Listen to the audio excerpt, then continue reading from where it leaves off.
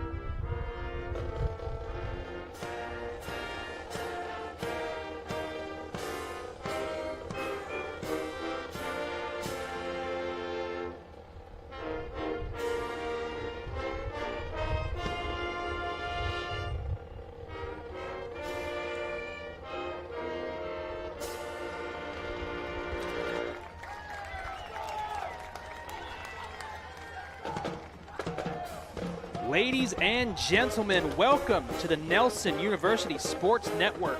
We are back. It is football season. My name is Adam Ferguson, joined by my broadcast partner, Tim Roberts. Tim, it is good to be back. It is good to be back. It is good to have football. You know, there is no chill in the air. There is no hint of pumpkin spice anywhere. And if you see a brown leaf, it's because the Texas sun killed it.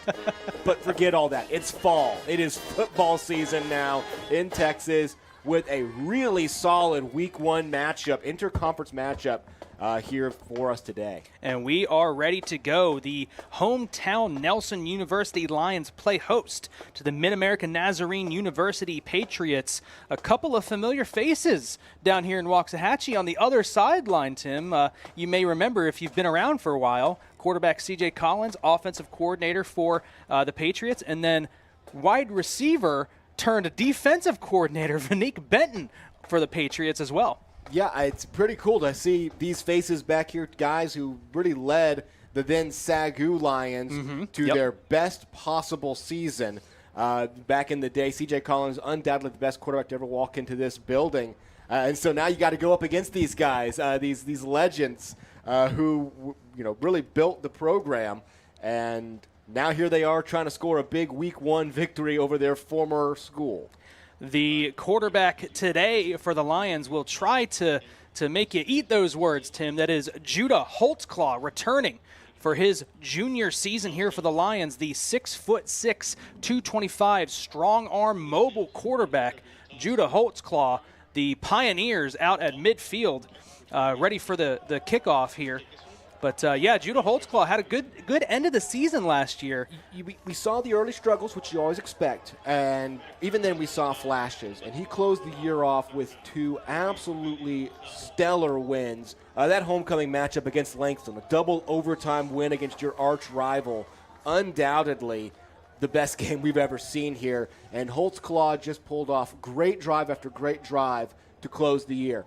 Problem is 10 months have passed since then. How much transfers over from 2025 to 2026, but we're going to get our answer here very shortly on what this offense can look like with some good returning names, some guys coming back from injury, including his brother Dakota Holtzclaw, be coming back out there to be that safety blanket tight end, and it looks like the Lions will receive the ball to start the season, so we're going to find out real quick. You mentioned his brother Dakota. It doesn't hurt to have a good 6'8" tight end to back you up, especially one that you grew up with wrestling in the backyard and getting to know each other. But, hey, it doesn't hurt. And from what we saw pregame, Dakota Holtzclaw is going to do some double duty today and punting for this Lions team. A little bit of a Swiss Army knife here for Nelson. Tim, it's good to be back. Like you said, it is a hot one here for 11 o'clock kickoff here in Waxahachie. Not a ton of wind. In fact, I'd say almost no wind going either direction. It's going to be – this is not quite what I imagine when I hear football weather yet, Tim. I mean, if you live in Texas long enough, you kind of expect this at some point, but this is about as hot of a start as you can have. Something to keep an eye on, obviously. That can be a factor as the game wears on. Just trying to play through the elements here. The element being that there are no elements, just the sun beating down at you, not a cloud in sight. And we'll talk about it here in a little bit for the Pioneer side, who we expect to see on offense for them. But Nelson will take it. Fielded inside the 5-yard line, cutting up field. He's got a lane, gets it to the 30, down to the 40. He's going to get past midfield, brought down. A brilliant return to start this game for Jermaine Jones. Sets the Lions up in tremendous territory here in Pioneer territory. Special teams was an issue for this Lions squad last year. We saw in really the last 2 years, whether it was missed field goals, giving up big punt returns. So starting 2026 off by immediately flipping that switch and giving your QB great starting field position, you will start the year, in Pioneer territory. Just in Pioneer territory at the 49-yard line.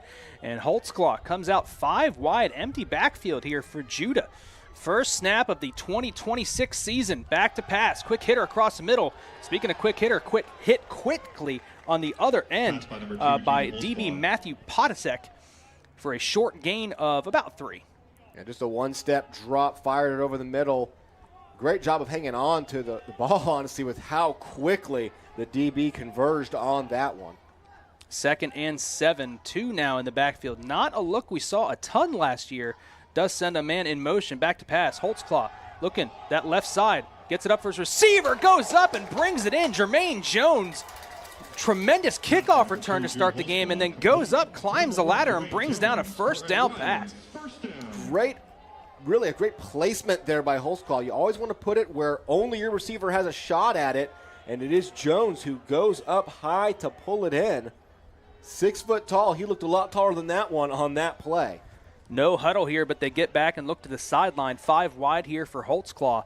3 to his right, 2 to his left. He's going to keep it himself. Tries to make a man miss. Cuts it up to the middle of the field. Good job of turning nothing into something. Looked to maybe be brought down for a 2-3 yard loss, but he turns it into a gain of just about 3. That's another element that he can be a very effective quarterback, especially right there. You spread the field out with 5 wide. And, he can be evasive, and he is strong. As you mentioned, 6'6", 225. A little bit like a quarterback that you used to watch back in the day. A little bit Big Ben action, only he can actually run a little bit. Hey, don't take anything away from Big Ben. Here on 2nd down. Oh, he loses it. That's a live ball. Who comes up with it? The Pioneers get a break there. The ball just came off of Holtzclaw's hands. I think maybe he thought it was a forward pass, but it's going to be ruled as a fumble, and that is the first turnover of the day. I don't think it ever hit the ground. I think it slipped out of his hand, and the big defensive lineman up front just secured it. So that will be an interception. Killer turn of events with how things had been going. What a great start. Immediately undone as, it just felt like Holtzclaw lost control of the pass. And it will go back to the Pioneers as they'll take over at their own 27, quickly taking the field. First down, handoff out to the outside, stretch run. He bounces it to the outside, lowers his head, and a good carry there. Good gain on first down of about 6. In at quarterback for these Pioneers is going to be freshman Seth Dazzett, wearing number 6. A couple of freshman quarterbacks, both first string and second string here for the Pioneers. So some young experience for this Pioneers squad. So it'll be interesting to see how they work out today. Pioneers coming off of a 7-4 record last year. We'll talk about that here in a moment. He will hand it off again, trying to shed tacklers. Gets brought down initially, but fights his way back to the line of scrimmage is Devin Andrews, one of the returning players for this Pioneers squad. Had a good season last year, and it's always nice to have that senior presence in that backfield. Especially with a freshman quarterback there. But as I mentioned, the Pioneers went 7-4, including a 37-13 win over these Lions in week 1. 2 of those 4 losses came against 2 of the top 3 teams in the nation, including a 4-point loss to eventual national champion Grandview. The bad news for the Pioneers, those 2 losses were also conference losses. Yep. They are in a beast of a conference up there in the heart of America. Back to pass, it's brought in, but it's going to be short of the first down marker. He found his man in the flat that time. It was Jacob Mauser, and they're going to bring out the punting unit, a 3-and-out for this Nelson defense. A good job of standing tout off the turnover. Yeah, that's a big time stop if you're Nelson to have, kind of a demoralizing start. It was looking so sharp, looked like you're about to walk in for a 7-0 lead to start the year off. But the Lions defense shows up, forces a 3-and-out. Not quite the time of game you'd go for it yet with 4th and short.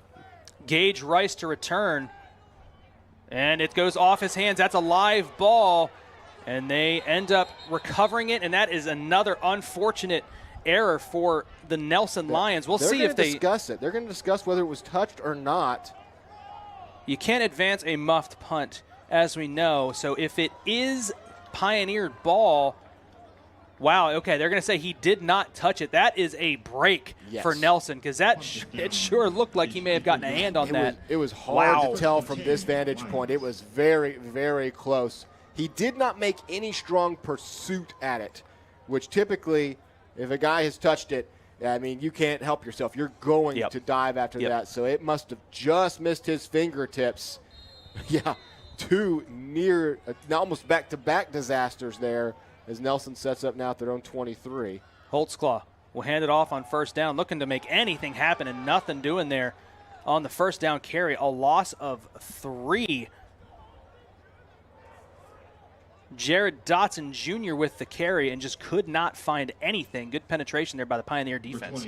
Absolutely no move up front.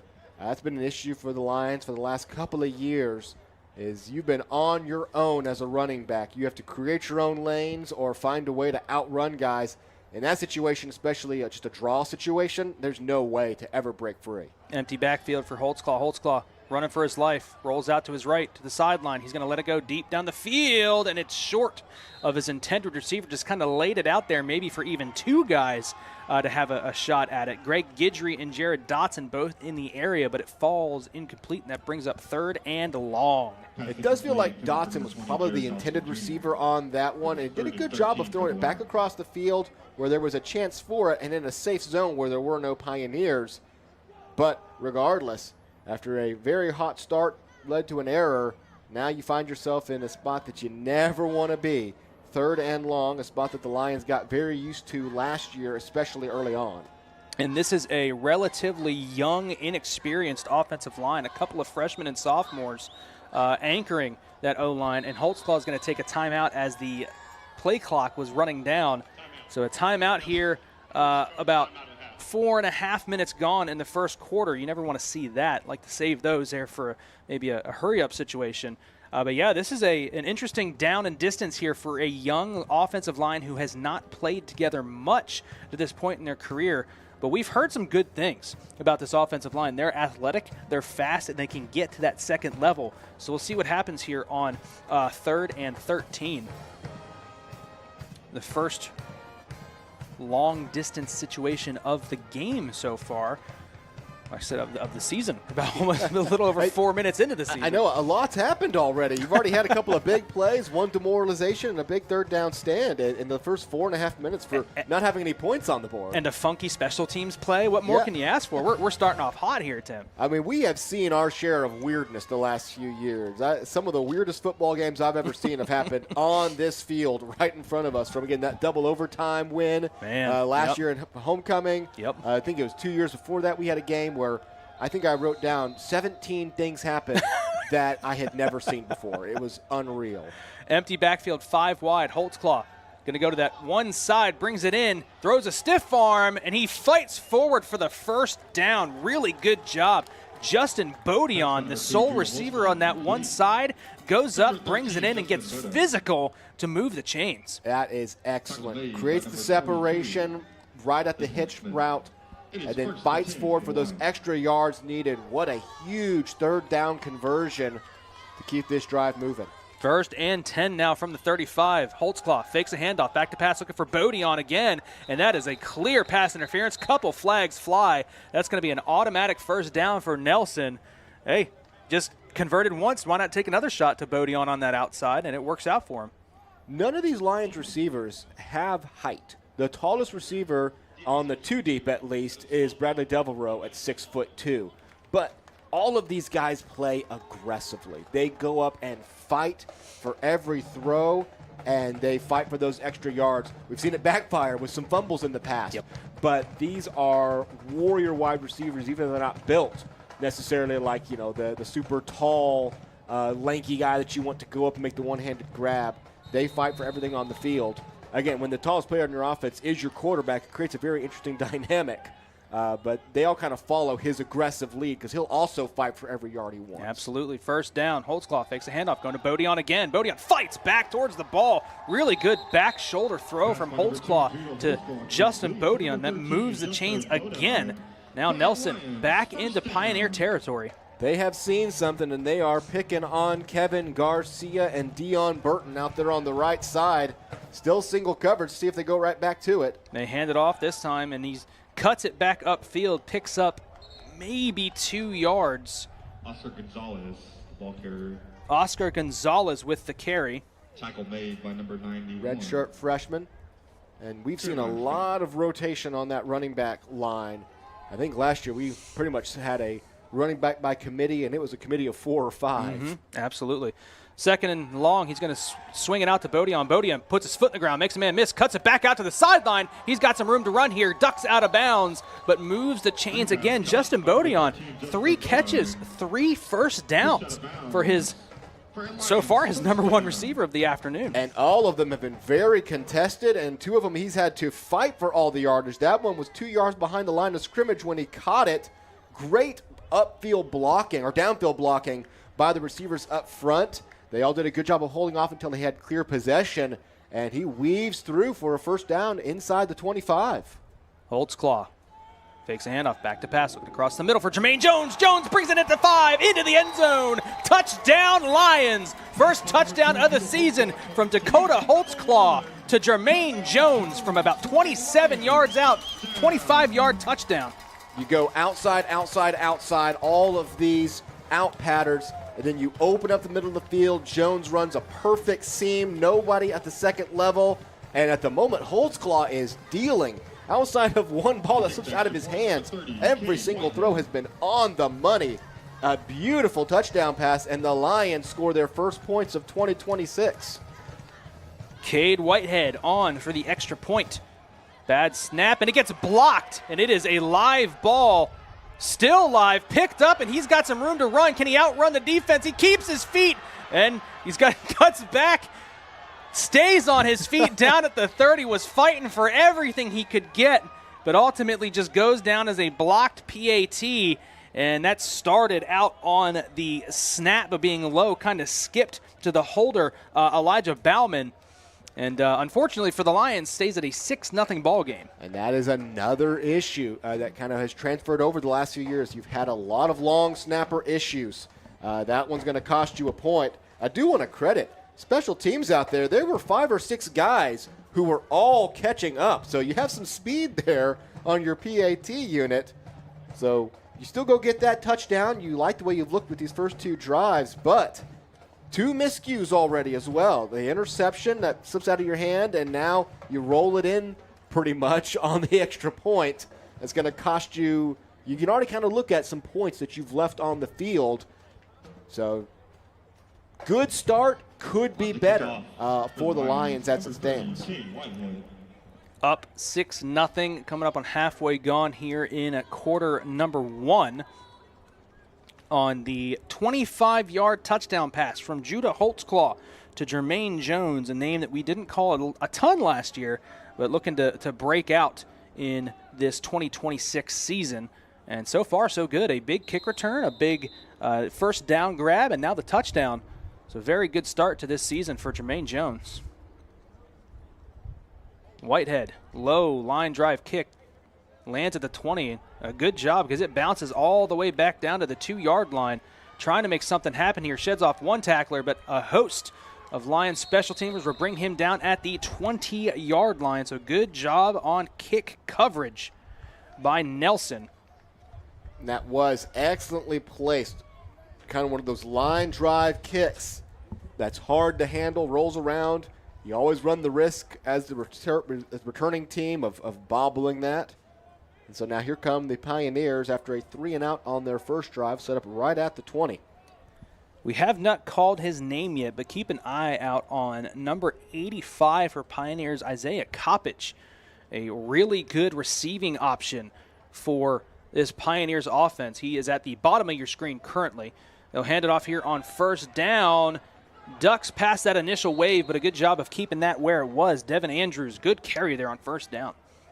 And Landry Leggett is the one who's able to pursue and keep him from going further. He had a lane and an easy look at the first down. Keeps him from moving the sticks and from creating a lot more damage. But a little bit of an end-around action there does catch the Lions off guard. 2nd and 3 now here for the Pioneers. 3 wide, 2 to the left, 1 to the right. Sends a man in motion. Dazzett will hand it off up the middle, keeps his feet, rolls forward for a first down. The first down of the afternoon for the Pioneers. And that'll move the chains. Goes right up the middle, and that can be so effective if you can start attacking the run to different parts of the field. Go around the edge, go up the middle. Creates a lot of confusion on the defense when you go back to hand the ball off of where to go. So we hit the 7:30 mark halfway through here in the first quarter. 1st and 10. The Pioneers send a couple men in motion. Turns around and hands it off. Cuts it upfield. Short gain that time. Hunter Roddy on the carry. So they stick with the ground here so far. The Lions secondary did a decent job on the last drive of holding things in check, and so they're going to kind of test around the front line here. These week 1 matchups are always so interesting, especially when they're out of conference. You don't even fully know who your team is yet, and you're going up against a team you're not as familiar with. You'll see a lot of testing throughout these games. 2nd and 9. Hands it off again on set. I'm sorry, he does let it go. He kept it, faked me out all the way up here in the booth. He takes a shot as he lets it go, does Dazzett, and it falls incomplete. Great pressure up the middle from big number 90, Lonnie Collins.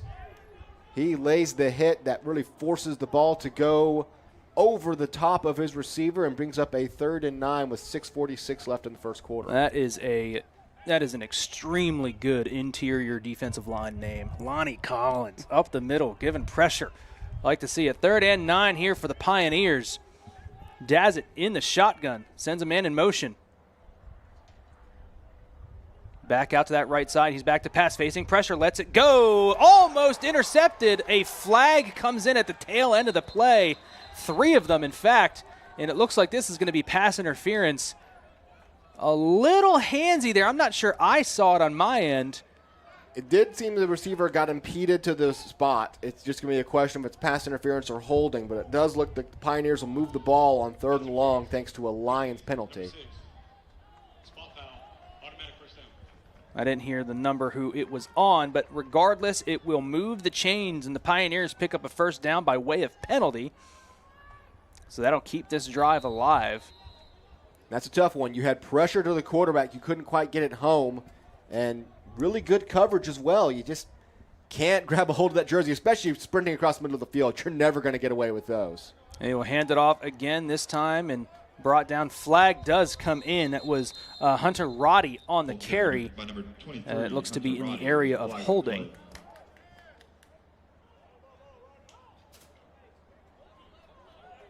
Looking back towards the Pioneers sideline, so we'll wait on the call. So it is holding on the Pioneers, and we'll move them back 10 yards, set up 1st and 20. Those 1st and 20s, just a drive killer. Yeah, and it's already so hard to pick up 10 yards. Yep. That's proven game in and game out. When you double that, those more often than not really mess up your opportunities. If you can climb your way out of it, however, it's that momentum boost you might need. 1st and 20, back to pass. Rolling out to his right, running for his life, throws it off his back foot, just out of bounds, gets rid of it. Took a shot as he did Seth Dazzett. That's going to fall incomplete, brings up 2nd and 20. Great pursuit. He's kept him running backwards a whole host of Lions. And I think it might have been number 34, Jesse Satterfield, who finally brought the pressure home to where he just had to get rid of it and toss it out of the pocket. He could just throw it away, but there was not a Pioneer within 20 yards of that one. 2nd and 20. Dazzit will hand it off here, just try to salvage something, but he gets brought down quickly. Good job by this Nelson front to keep it in front of him.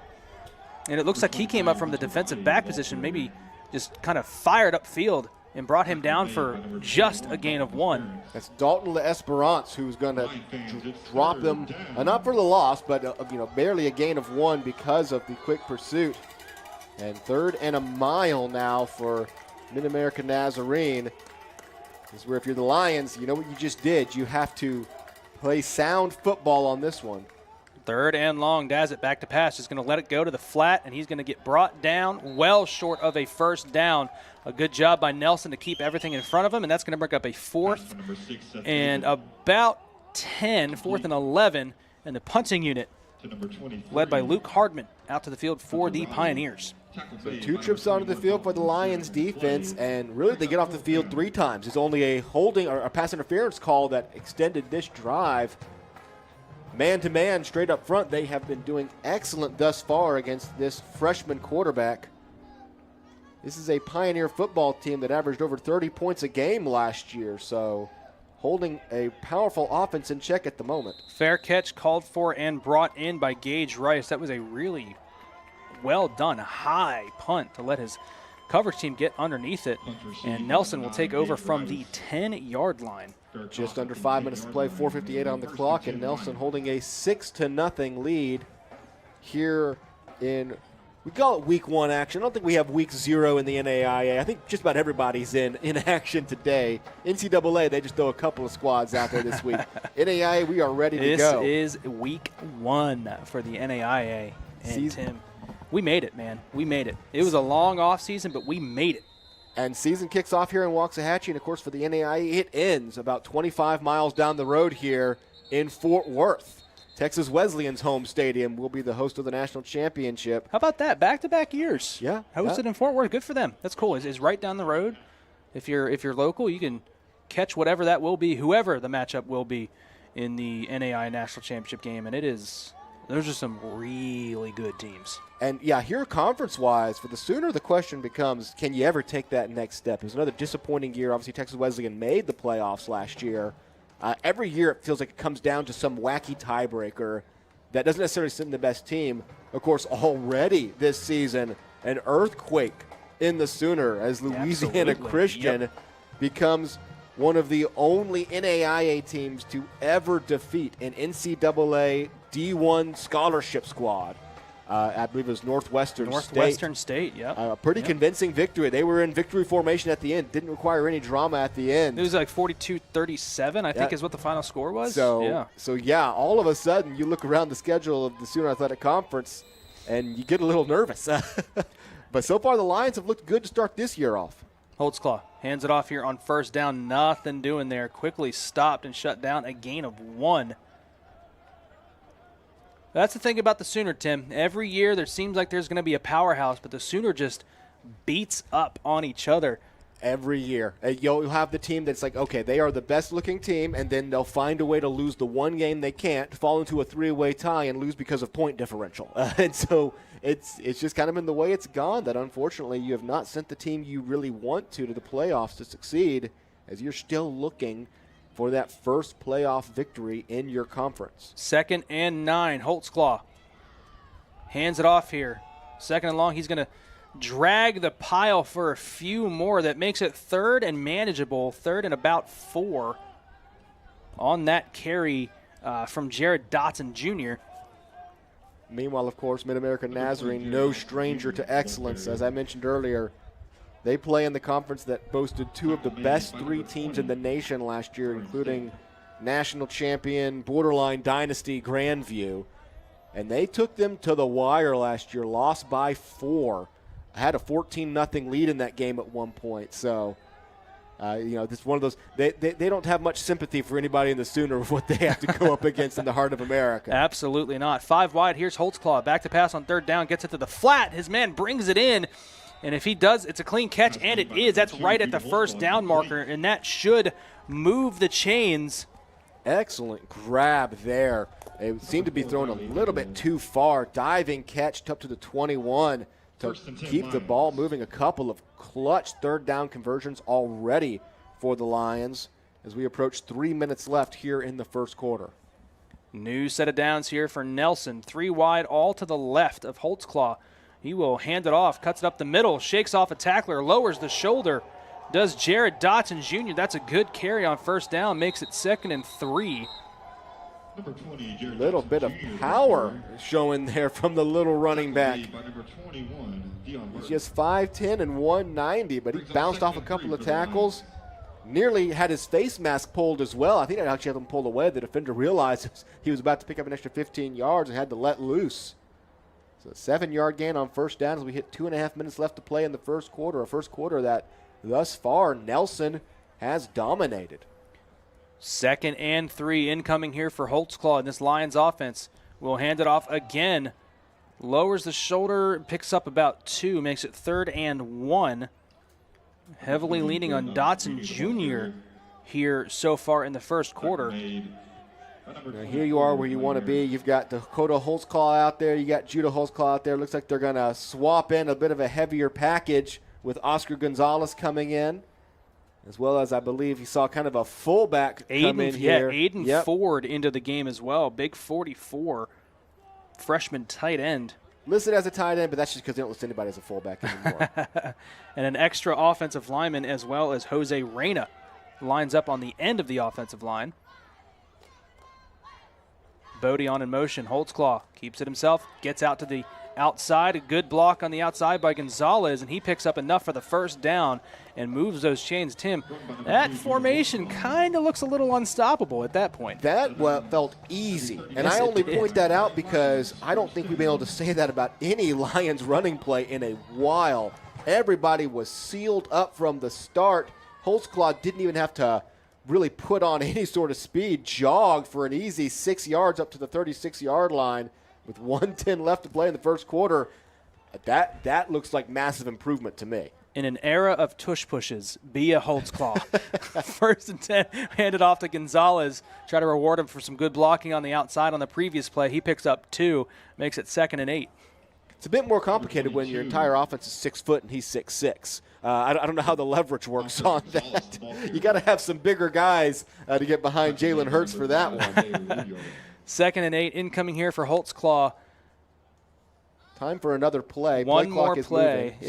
So they could choose to, obviously, as we look at the flags down there, I think they're rippling just because of the heat emanating off of the track. They're melting much more than they are waving in the wind. There's no wind, so there's no factor of which side you're moving today. They'll hand it off to Gonzalez again here on 2nd down. He picks up a couple more, maybe 3, so that'll make it 3rd and 5 as we hit the bend around the quarter here.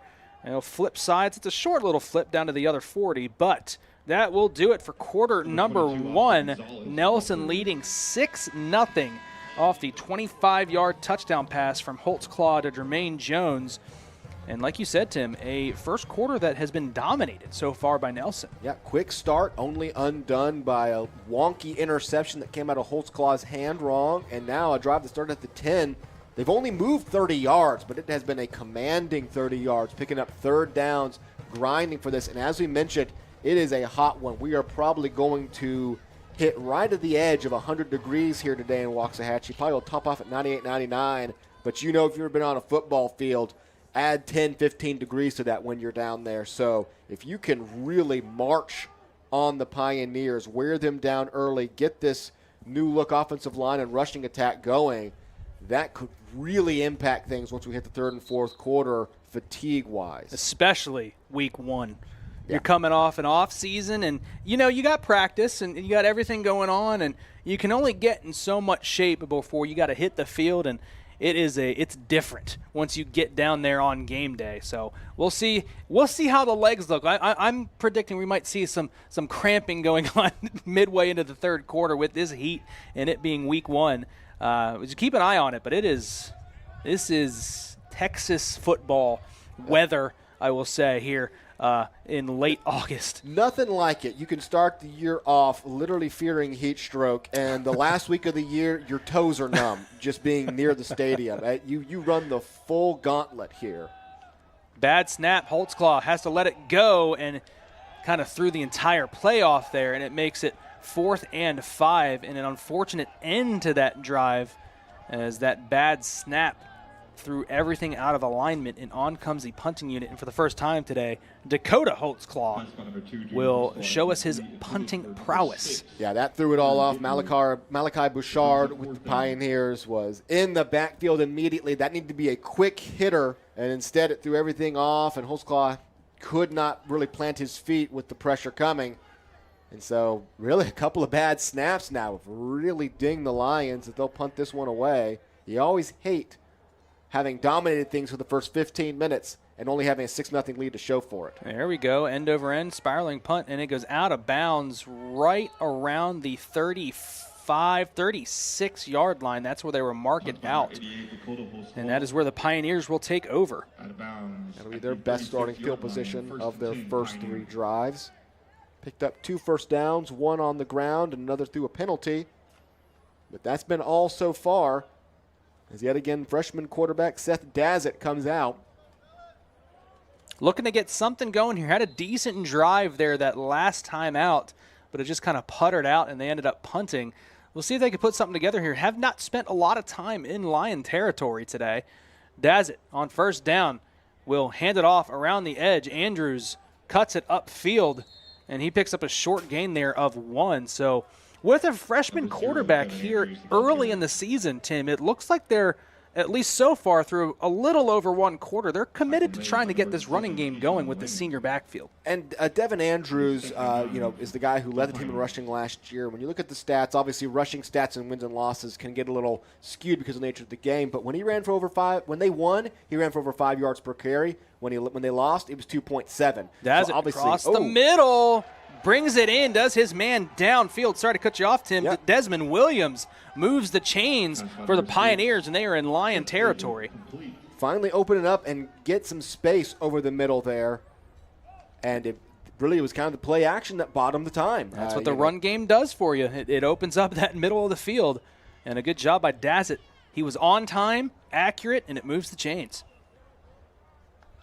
Just under 14 minutes to play now with the Lions still holding that 6-0 lead, but the Pioneers finally threatening. 1st and 10. Hands it off. Bounces off his tackle. Andrews spinning close to the first down. Will pick up 9. Makes it 2nd and 1. A good job of going right off that tackle's hip. Does Devin Andrews, and a good carry there on first down. They stay no huddle. They have a little bit of momentum now. Lions were trying to get a sub in, but no subs for the Pioneers, so the Lions couldn't risk it. They'll get the play in from the sideline. I say no huddle. Like, does anybody actually truly huddle up anymore if it's not the start of the drive? Andrews around the outside, spins off a hit. They're going to mark him no gain. Makes it 3rd and 1. I thought maybe he spun off that and got the first down, but they're going to mark him short. Looks like the judge closest to us here put it for about a half a yard. So, yeah, it will be in between the, call it the 35.5-yard line. So it goes from 2nd and 1 to 3rd and half a yard. And you're in 4-down territory here. You got to think that if they don't pick up this half a yard, they'll go for it on 4th down. We got another late Lion sub coming in here. He didn't have a helmet on, rushing onto the field. Number 24, Ryan Lanch. They will hand off here on 3rd and short, navigating his way past the backfield, and he does indeed pick up that first down. So they went a little more heavy with it, did they, that time? And A.J. Johnson comes in, the sophomore, and helps move the chains. And it looks like he's going to play the role of their short down back as he looks to solidify that power run game. Yeah, nothing fancy on that one. When you pick up 9 yards on first down, you got a freshman quarterback, just go twice up the middle and just trust that you're going to be able to pick up that yard at some point. 1st and 10 here for the Pioneers.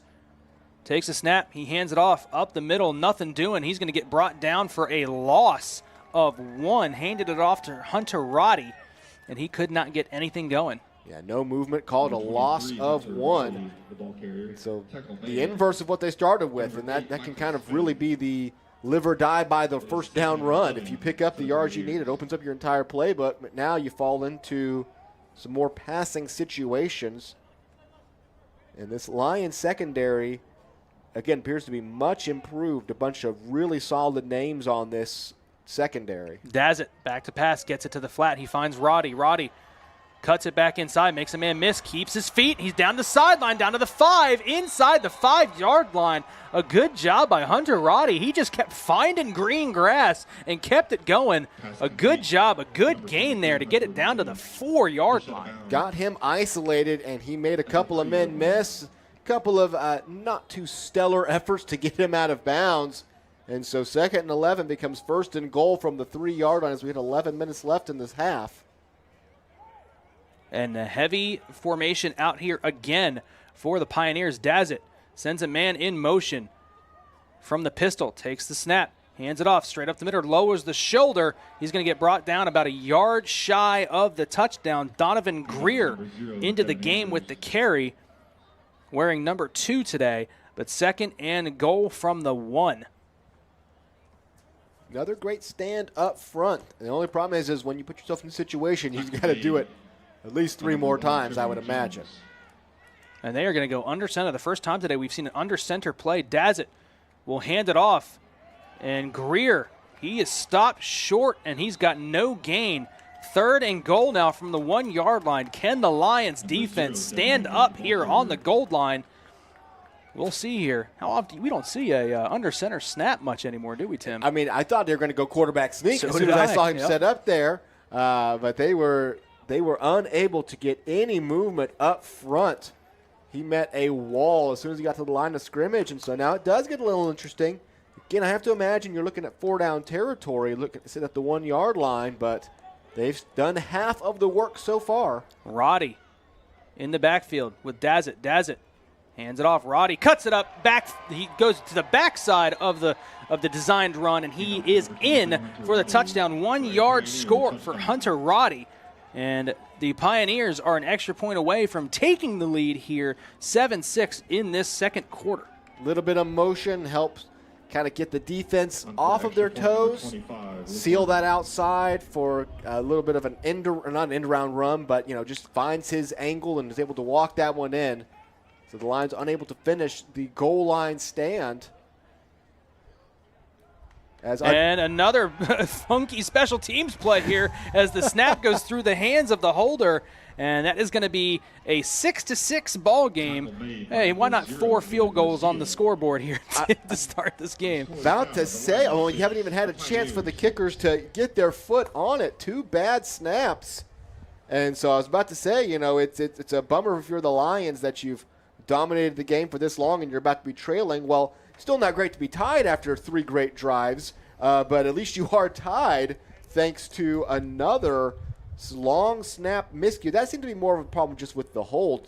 Couldn't tell how accurate the actual snap was, but it did hit the holder's hands, slips right through, and so can't blame the kickers on that one. They didn't even get a chance to put a leg on it. They've only done some kicking off today. They haven't had a chance to put the ball through the uprights, unfortunately, for these special teams units. But it will remain 6-6 here between the Pioneers and the Lions here from Lumpkin Stadium in Waxahachie, Texas. Honestly, especially if I were the Lions, if I know I have long snapper issues and I've got a 6'6" quarterback, I might just lean on that 2-point conversion. We all saw Mike Tomlin for a while. Every time. Go for 2 every time. Said, forget it. Extra points are dead. I'm going to kill them. As this one's caught up near the sideline. Jermaine Jones, another good return there. A little funky kick landed there in the corner, and he brought it in around the 5 and was able to navigate his way up to the 26. That was kind of a risky situation. He was pinned in there, almost a coffin corner kickoff, and he was kind of trapped. Thought he might get brought down inside the 20. Instead, he sets the Lions up with, again, at least standard starting field position at the 26, with 9:28 here in the half, and the game knotted up at 6 apiece. So a lot of umbrellas here today. Yeah, I don't blame them. No rain, but it's some shade here from these umbrellas. 5 wide here for Judah Holtzclaw as he starts empty backfield, back to pass. Facing pressure, it's a screen. It's brought in, and a good job of just bringing that pass in. was his man downfield, picks up a good gain, makes it second in about 5. There's a couple of good grabs we've seen now with intense pressure coming from the Pioneers. Again, that's a huge difference maker with a first down play. You go from 2nd and 10 to 2nd and 5. The playbook opens up. They're going to go 5 wide. We've seen this kind of be Holtzclaw's go-to draw set up here. So we'll see if he's actually throwing it this time or if he's going to try to pick up this first down with his legs. Holtzclaw back to pass, facing pressure again. Immediate pressure rolling out. He's going to get sacked, brought down for a huge loss. That's big number 44, Terry Vester, the freshman, bringing down Judah Holtzclaw, and now it is 3rd and a mile. Just a complete collapse up front on the Lions' offensive line. If he was thinking about running with it, he didn't have a second to even go up the middle, and if he was trying to throw it, once his first read wasn't there, it was over. And so after a pickup of 5 on first down, you find yourself 3rd and a mile as the clock ticks under 8:20. 3rd and 19, 4 stacked to the left side of Judah Holtzclaw with Justin Bodie on that right side. And nothing coming in there for the Lions. I didn't see a flag. They just called the delay of game. No flag came out, but that's going to be 5 yards backwards. So make it now 3rd and 24. And this is about as nightmarish as it gets of a scenario for this Lions offense who just gave up a touchdown defensively. A 3-and-out deep in your own territory is grounds for disaster. Yeah, this is unfolding very poorly, as we'll see. Just a quick hit inside. No gain, essentially. Picked up, no, actually lost another yard. Call it 4th and 25. So 20 yards lost via sack, penalty, and a quick drawn-up play. That's a play you're drawing up just to try to pick up 5-10 yards and give you some punting room. Instead, it's going to be Dakota Holtzclaw setting up at the A and Indians inside the end zone. Needs to find a way to uncork a good one here, or a defense that was just on the field is going to be facing a very short field. Dakota Holtzclaw standing on the A in the end zone. Gets it away. It's an end-over-end punt. Not a bad one. Brought in at the 50, looking to make something happen, going the wrong way, and he gets brought down right around the 47-yard line. So all things considered, not a bad punt out of Dakota Holtzclaw. I mean, that traveled when he was about 5-6 yards in the end zone, traveled about 56 yards to be caught at the 49-yard line thereabouts, and loses a yard or two back to the 47. So at the very least, it's not automatic field goal range for the Pioneers, but they do take over. 6:58 left in the half, coming off of their first touchdown drive, a 64-yard drive. Now they just have 53 yards ahead of them. 1st and 10. He's going to fake the handoff back to pass, and it is brought in, but a wonderful job on the outside. Jimmy Howard fights through the block and brings down the receiver, Desmond Williams, for a loss of 2. That is so difficult to do, to fight through that block and bring him down. Took 2 receivers down. He was jammed up at the line from the start. Just kept powering through, and with his free arm makes the collision and throws him for a 2-yard loss. Excellent play out there on the outside. 2nd and long. Will keep it himself. Daz it up the middle. Sheds a tackler. Sheds another one. He's got a first down and then some. Throws a stiff arm. Cuts to the sideline. He finally gets brought down out of bounds. A huge, huge play there by Seth Dazit to move those chains. Hadn't seen any of that so far. He fakes the handoff, and that opens it all up. He had plenty of running room to easily pick up the first down, but it's what he did after the fact, throwing stiff arms, weaving in and out, and there you have it, inside the 30-yard line with 6 minutes left in the half. 1st and 10 now from the 28. Fakes a handoff, back to pass. He's going to let it go towards the end zone, has a man, brings it in, what a catch, tips it to himself, Zane Hall. Wow, what a grab there to bring the score to 12-6. Oh my goodness, what a beautiful ball from Dazit.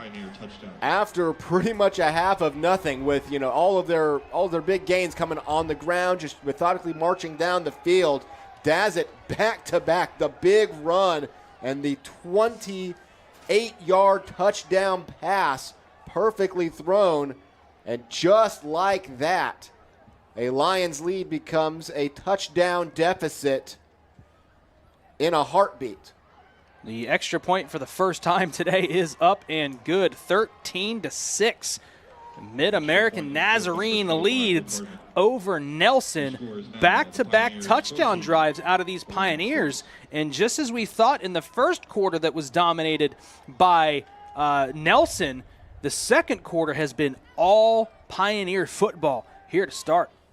Reminder, we are the Nelson University Sports Network, a true network. We are going live with 2 different games right now. The Texas two-step volleyball tournament is happening over at the Shea Center, just across town here from Lumpkin Stadium. At the moment, Evangel is playing Our Lady of the Lake, some of the top southwestern, Texas-based, volleyball teams. Evangel, obviously not Texas-based, but kind of that southwest. That's our sister school. Yeah, they're showing up and playing some great volleyball. Saw the Lady Lions had a big win last night. So be sure and check out those matches as well when you get the chance. But yeah, it's not just one game. We truly are a network. I don't know. Are we Nelson University Sports Network 2 today, Adam? Are the eyes on volleyball? Are we Nelson Sports Network the University. As long as we're not the Ocho. The Ocho. Kickoff here by the Pioneers is going to be a short kick fielded at the 7-yard line. Brings it up, does Jermaine Jones. Jones making it look something happen here. A flag comes in at the end of the play.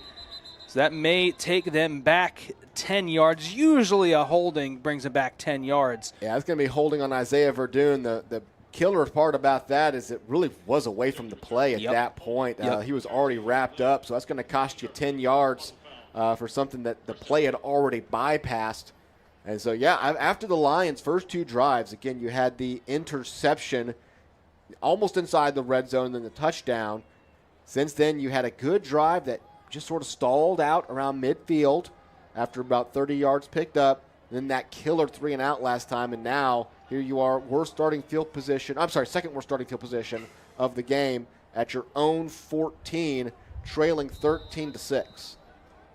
Holtzclaw looking to make something happen here as we are in the last few minutes here of the first half. Hands it off, bounces it to the outside, tries again. A good job of taking out those legs on the outside. Was trying to make something happen. Did Oscar Gonzalez, but nothing doing there. A short gain of 2. I'd be remiss if I didn't point out that Mid-American Nazarene gets the ball to start the second half. They do. This is a crucial drive for the Lions. If already down 7, if you have to punt it away here, you could be down a whole bunch by the time you get the ball back. So these are some big yards to pick up. They hand it off again. Another counter run. Gonzalez lowers the shoulder, and another short yardage gain there makes it about 3rd and 5. Sticking with it on the ground. You almost wonder if there's some concerns to the offensive line after that last drive. Really, Holtzclaw had been picking this defense apart. They haven't gone back to an out route since those first 2 drives when that was really moving you down the field. Back-to-back runs, and now you set up a must-convert 3rd and 4 as we hit 4:40 left in the first half. 3rd and a long 4 here for this Nelson offense. Some motion going around. A weird formation here, Tim. The offensive line is split. There's a gap right in the middle. And it's going to force a Pioneers timeout. Yeah, Coach Ivan for Cordova didn't like what he saw there. That's interesting. Never quite seen something like that before. 7 men up front and a gap in the middle. I'm not sure what the play call was going to be there, but at the very least, it froze up the Pioneers and said, all right, we need to make a stop here. We know how big this down is. And so with 4:27 left in the half, leading 13-6, the Pioneers use, I believe, their first timeout. There was a timeout at some point. I'm not sure who called it. So we will get you an update on that when the ref tells us who actually called that second timeout. So somebody's down to 1 timeout and somebody's down to 2. Just under 4.5 minutes left to play here in the first half. Nelson facing a 3rd and 4 and in dangerous territory. As you mentioned, the Pioneers get the ball back to start the second half, and to use one of your favorite terms, they're in double dip territory. Are the Pioneers. So we'll see how Nelson attacks this third down. That is always such a killer 1-2 punch if you can land it, especially right now with a 7-point lead. The thought that the Lions may not get the ball back until they're down 17 points or something. Back to pass. Holtzclaw across the middle has his man. He fights for the first down and picks it up. Justin Bodion. All he does is catch first down passes. Every element of that. Holtzclaw was getting blitzed, had a pass rusher right in his face, was able to deliver over the middle. Bodion was well covered and was wrapped up about a yard short of the first down. Still kept fighting, and that is a big one here with 4 minutes left in the first half. 5 wide here for Holtzclaw. Under 4 minutes left to play here in the second quarter. Back to pass. They bring pressure. Fading back. Fakes the defender out. He's running out to his right, looking for anything downfield, looking for his man. Cannot find James Spivey. He broke away just past the defender, and Holtzclaw just out in front of him. We do have a flag on the play. That took a long time to develop, and that usually means somebody held. But the flag is thrown right at, and yeah, it will be a penalty on the Lions as head coach Ivan Cordova indicates he will accept it. A holding penalty. The 10-yard penalty. Repeat the down. So it would be 1st and 20 coming up. And as we mentioned, those are so killer. After you get the big third down conversion. And you're back where you started for the most part. After that first down conversion, you're pretty much back where you started. 1st and 20 here for Nelson. 3:48 left to play here in the second quarter.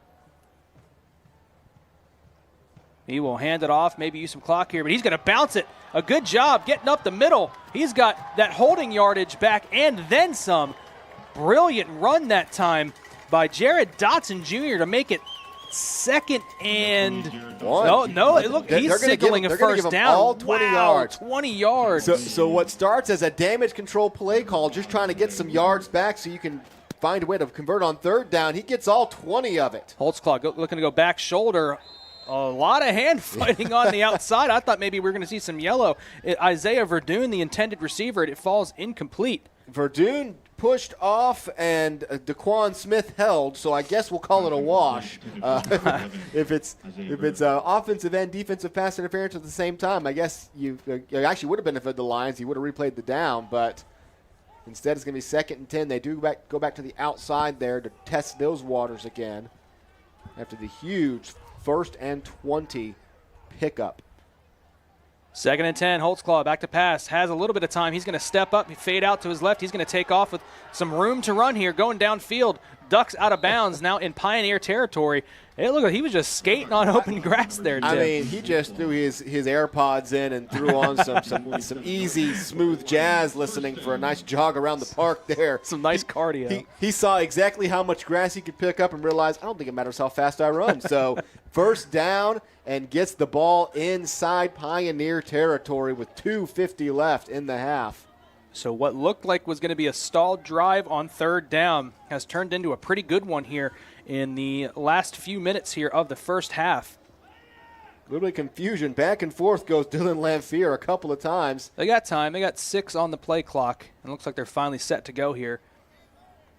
Back to pass. Holtzclaw facing pressure. He's going to roll away from the pressure. Lets it go. Looking to the sideline. Has his man. Brings it in. Moves the chains.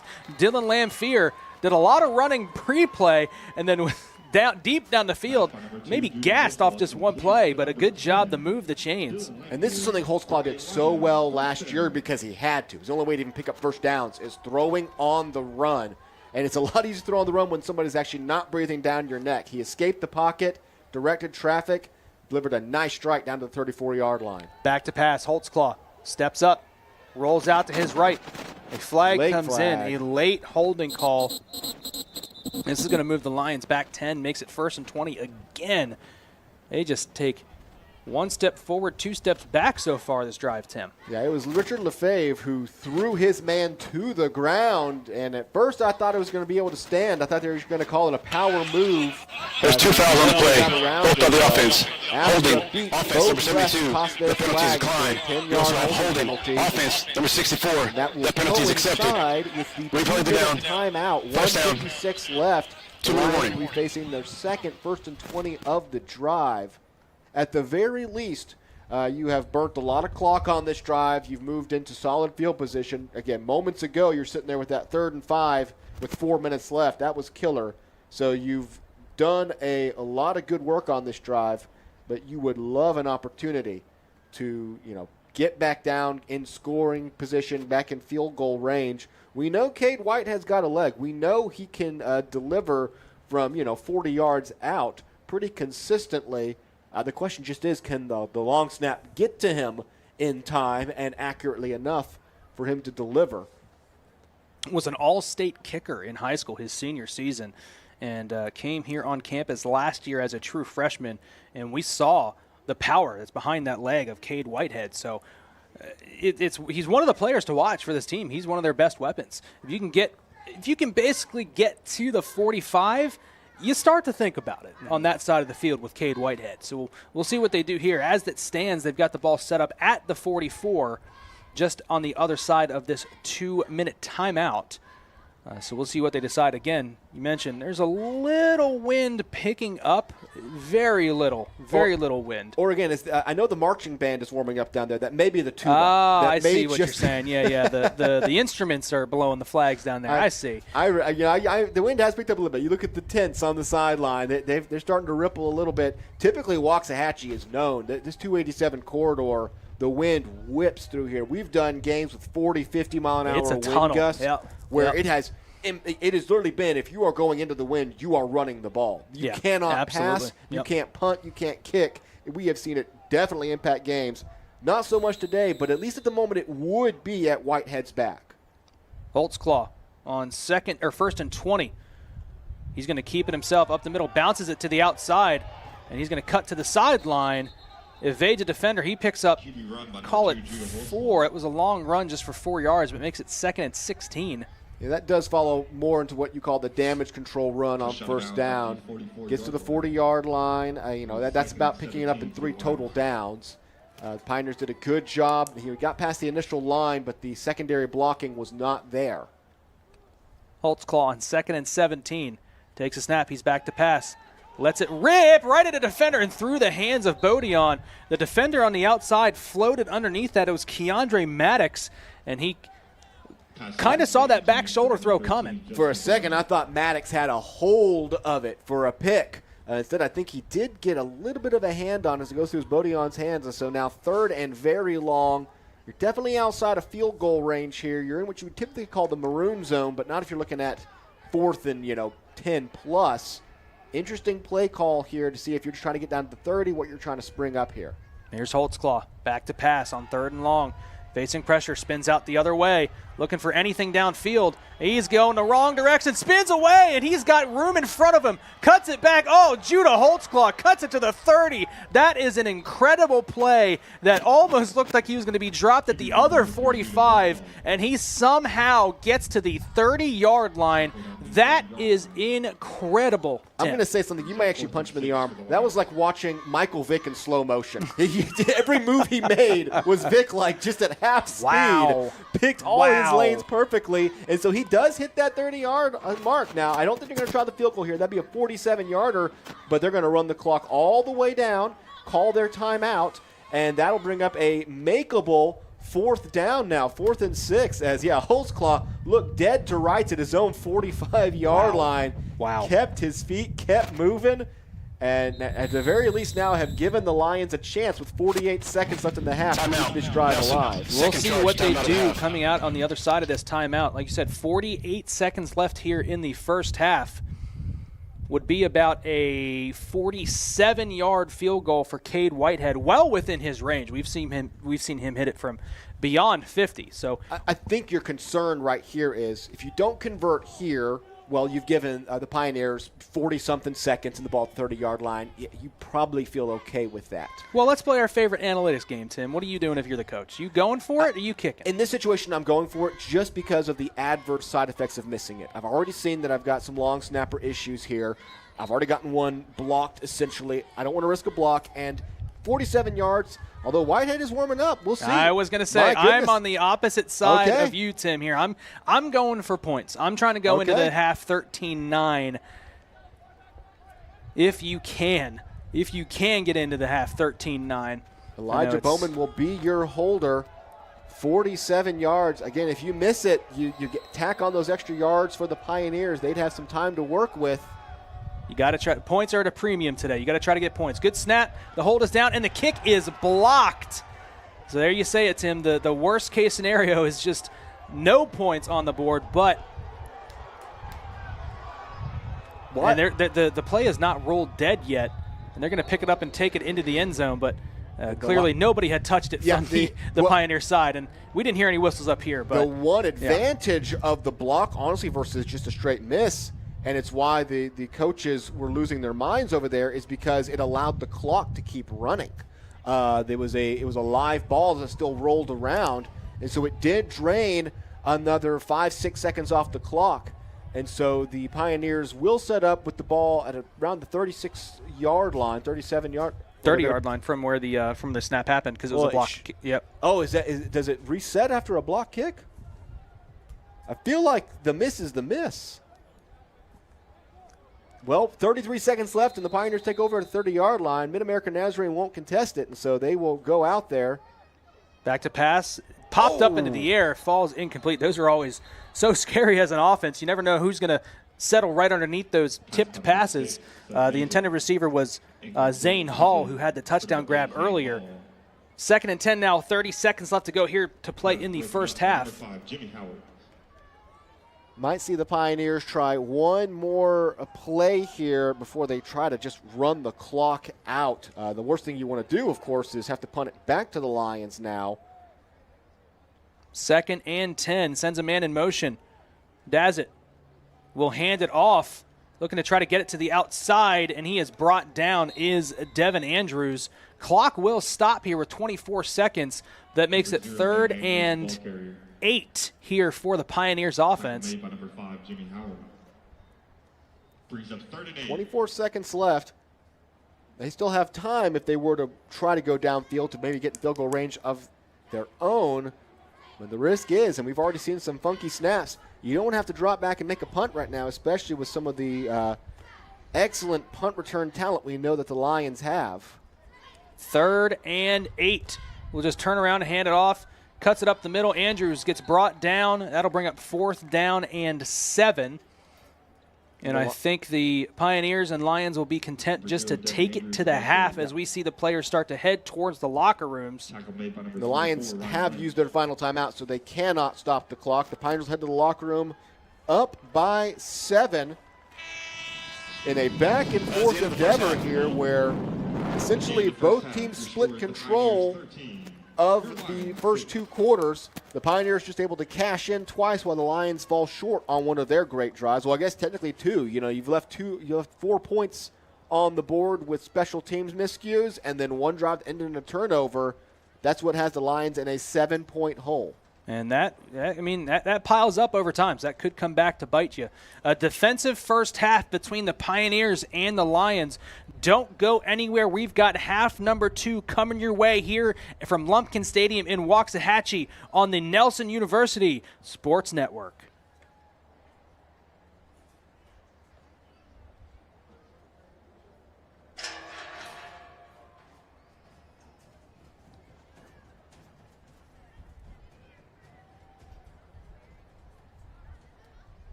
Ladies and gentlemen, please turn your attention to the field as we proudly welcome the pride of Nelson University, the Mighty Lions Marching Band.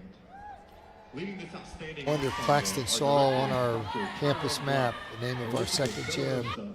And Nathan Choi, along with Assistant Director Hannah Wills and Color Guard Instructor Heidi Beck. Guiding the band on the field today is Drum Major, Senior Music Education Major Aiden Blair, along with Color Guard Captain, Sophomore Digital Media Arts Major Abigail Morgan. This year, the Mighty Lions bring you a performance titled Praise.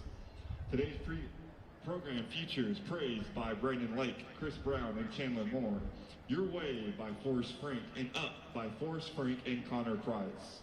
We pray these selections bless you as much as they've blessed us to prepare. And now, please enjoy the sizzling sounds of the pride of Nelson University, the Mighty Lions Marching Band.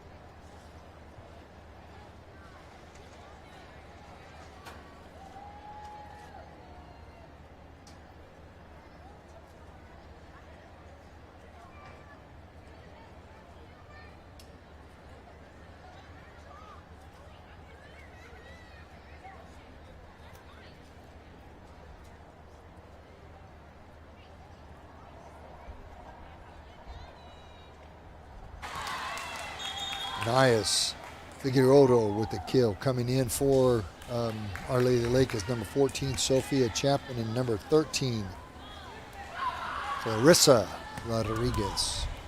Chapman will be doing the serving and setting. She's done a great job tonight. She distributes the ball evenly. She just keeps the defense off of their heels. Keep moving the ball. Richard with the swing, and there we got a dig by the setter. What a good set by the libero. And they're calling for a touch, and we got a touch by the line judge on Our Lady of the Lake side. That was a fantastic set by the libero. We're knotted up at 5. Very aggressive from the outside to still even go at it and swing at it from an out-of-system set. That's a big swing right there by the freshman, Abby Ferguson, 6'5". You know, Val, this is a game, I read an article one time that they say that 60% of volleyball is played out of system. Yep. So if you can get out of system swings, you're ahead of the game. Yeah.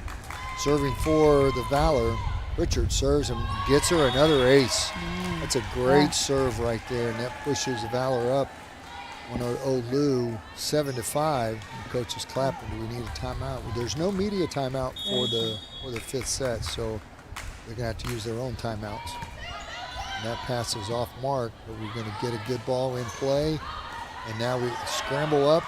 Richard pushes it over to Jocelyn. Jocelyn set, passes, and there is Obita with the big swing. Great cover by the libero. That little girl covered a lot of ground. Good up. And a solid swing right there by Simone Johnson. Big swing, and that's a good time right here for a timeout for Our Lady of the Lake. Scores 8-5. And that's a little over, that's the halfway mark, a little over halfway mark in that 5th set. I think the numbers say the first team to 8.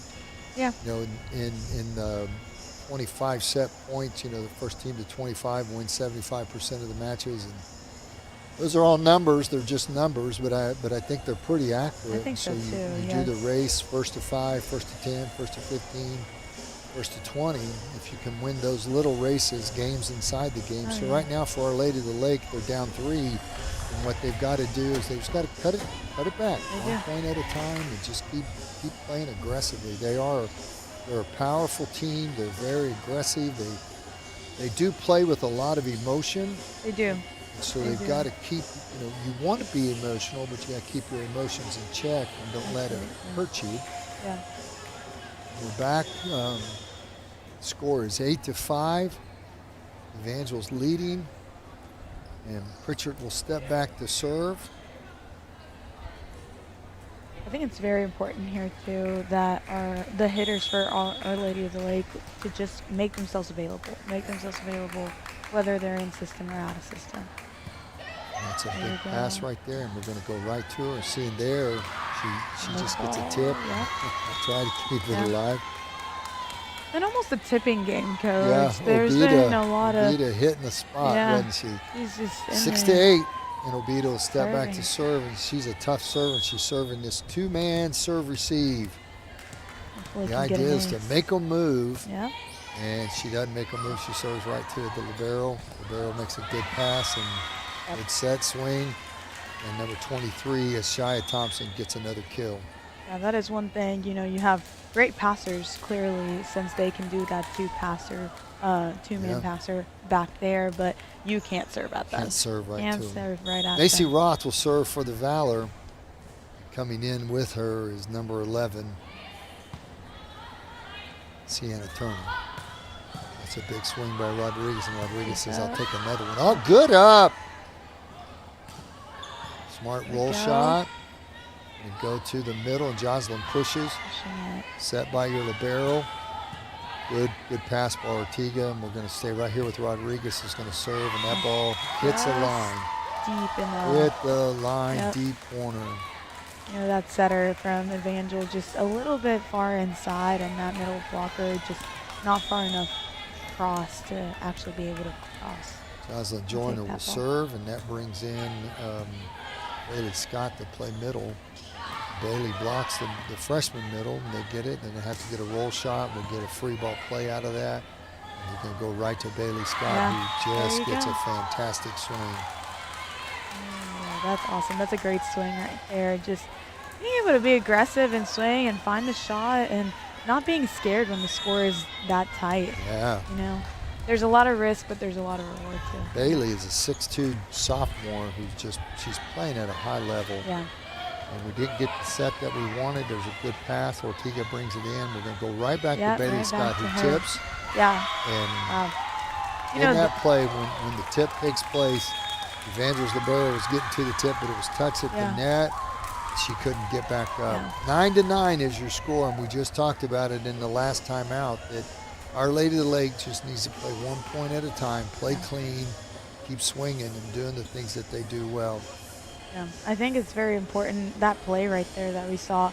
Bailey Scott went up to block, got off very quickly, very athletically, and you know, the setter just saw her ready to go. And she's just available. I think that's one of the biggest things in this match, those middles really going head to head and being available to find those scoring points. And so both of these programs are very strong programs. They have rich histories. You know, I look down there at the coach for Our Lady of the Lake, Raven Swain, and Raven was a great player.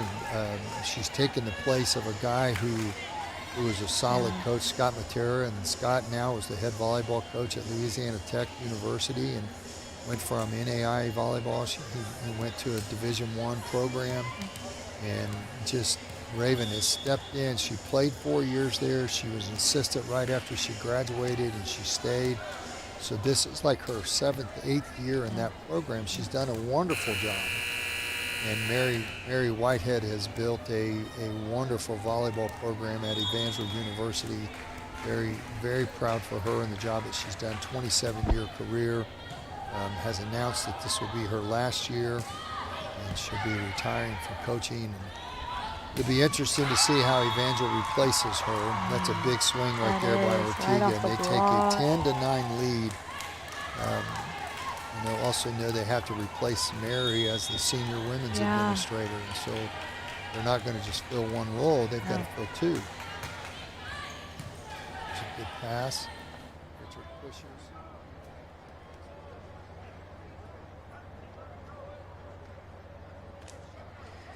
Welcome back to the Nelson University Sports Network. We are just seconds away from half number 2 coming your way between the Mid-American Nazarene Pioneers and the Nelson University Lions. To recap the first half of scoring that got us to this 13-6 ball game, Nelson actually opened it up in the first quarter with a 25-yard touchdown pass from Judah Holtzclaw to Jermaine Jones to go up 6-0, but the blocked PAT kept it at 6-0, to which the Pioneers came back, long drive, 64 yards, and then a 1-yard touchdown run by their running back Hunter Roddy to bring it to 6-6, in which they botched the snap on the PAT, which kept that at 6-6, and then the ensuing drive for the Pioneers, a touchdown pass from Seth Dazzett, a nice one-handed catch by his man, his receiver Hall. Zane Hall made it 13-6, in which they did hit the extra point, and that has landed us where we sit now, 13-6 Pioneers. Now, unfortunately for the Lions, they closed that first half by having their field goal attempt blocked. A 47-yard field goal attempt was blocked. They looked to try to bring that within to 13-9 and just could not capitalize.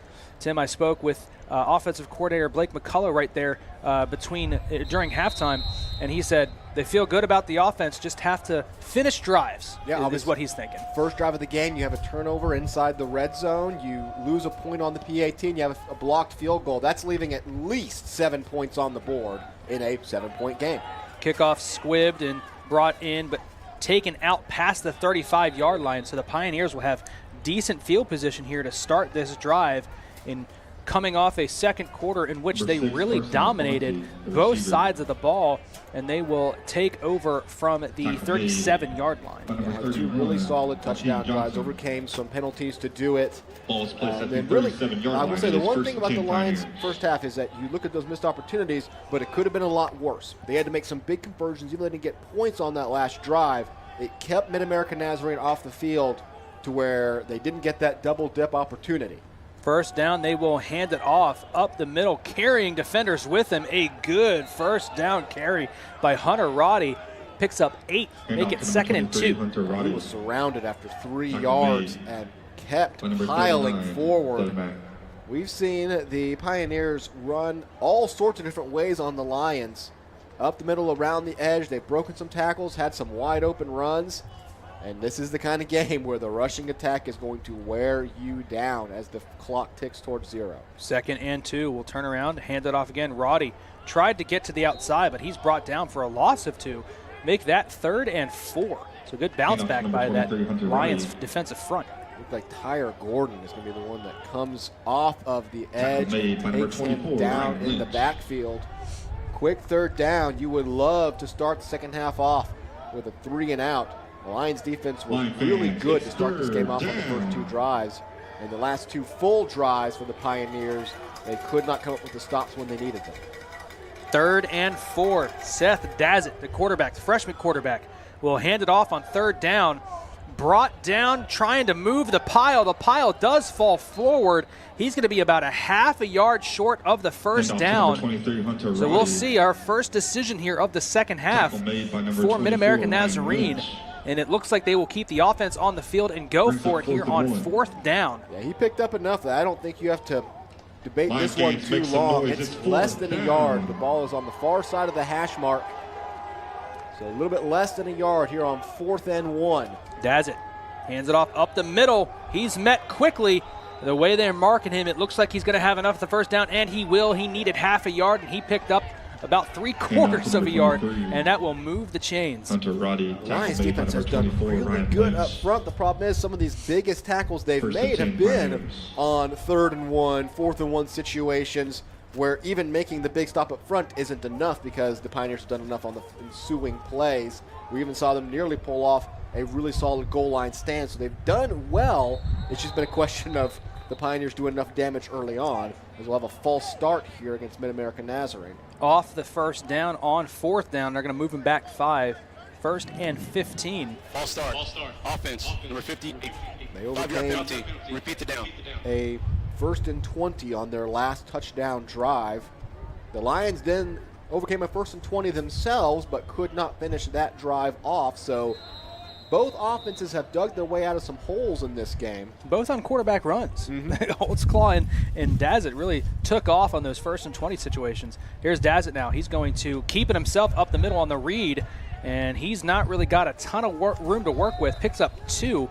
Make that 2nd and about 13. That looked like a pure option right there, and I guess he took the better of 2 because he was able to pick up about 3 yards, whereas his running back was going to go nowhere. By number 18, Landry. So gets a little bit back of that 5-yard penalty, 2nd and 13, as they've already burnt the first 3 minutes off the clock and only moved 7 yards. 2nd and 13 incoming here for Dazzett. Dazzett looking to the outside. He's got 3 wide, 2 to his left, 1 to his right. Sends his man in motion to the outside. Dazzett back to pass across the middle of the field. It's tipped in dangerous territory there. Tipped at the line of scrimmage. And Tim, if that ball's not tipped, Jacob Mauser, the tight end, is wide oopen and may walk into the end zone backwards for a touchdown. And on the other side, Xavier Garcia didn't realize it had been tipped until a half second too late. He took off towards that floating ball, but it was about a yard behind it. So, yeah, great play up front and almost so much better for the Lions. As they bring up 3rd and long, really need to get the Pioneers off the field here. Can't have any mistakes. 3rd and 13, Dazzett back to pass. Lets it go, looking to the outside. It's brought in and caught in the tackle. He broke the tackle and has enough for the first down. And for the first time today, Isaiah Coppage, who we talked about earlier in this game as one of the best receiving threats, not just on this team, but possibly in the country, brings it in for a first down, but a flag. So we'll see what happens here. On the back side of that play, that's deep down the field, so it could be defensive. Holding on the Lions anyway, so that will be declined. And the first down will stand. So we've been an automatic first down anyway. So I say you can't have any mistakes when you commit 2. A holding penalty that would have erased the ball anyways. And then it looked like the defender was really trying to break the pass up and had a little bit too much focus on that. And instead of staying with the receiver, allowed him to pick up the extra yardage. It was they called it a personal foul, so they're going to accept the penalty, and that'll move the ball all the way down. Let's see where they stop walking here. So it is a double whammy because they can accept it since it was a personal foul, a defensive hold. I admit the initial ruling I thought I saw was now obviously holding from this distance, holding a personal foul when the refs are discussing with each other. Can kind of look at the same symbol. But yeah, you go from 3rd and 13 to first down at the 22. A breakdown on the Lions defense has them in trouble. Back-breaking penalty and yardage after the catch. First down, back to pass. Looks deep to the end zone, has a guy wide open. He brings it in for the touchdown. Busted coverage. Finds his man Desmond Williams for the 22-yard touchdown pass after the penalty and long completion. And the Pioneers are rolling out of halftime. They have made the Lions pay for every mistake so far in this one, and that one in record time. Yeah, hard to tell where the miscommunication was there, but from the moment Dazzett let the ball loose, there was no chance his receiver was all alone, backing his way into the end zone. And so the Pioneers march for a 3-minute and 47-second long touchdown drive. Kick is up and good. There was movement up front, but no flags. And they bump their lead to 14 points. So now the pressure really falls on this Lions offense that has had 3 good drives and 2 bad drives. The unfortunate part is 2 of those good drives didn't get you any points. 63-yard drive there from Mid-American Nazarene, capped off by a 22-yard touchdown pass from Seth Dazzett to his receiver, Desmond Williams, who got behind that last line of coverage and was able to keep his feet in for the touchdown. So the freshman quarterback, coming in his first game of action here this season, Tim, he's been up to the task, but they've done a really good job of organizing this offense with the run game and the play-action pass have really set him up for success. Very diverse play calling, and they haven't been targeting all over the field as well. They've gone for some quick hitters underneath. They've used his legs. They've gone deep. They really kind of have this Lions defense a bit in the spin cycle right now, trying to predict what comes next.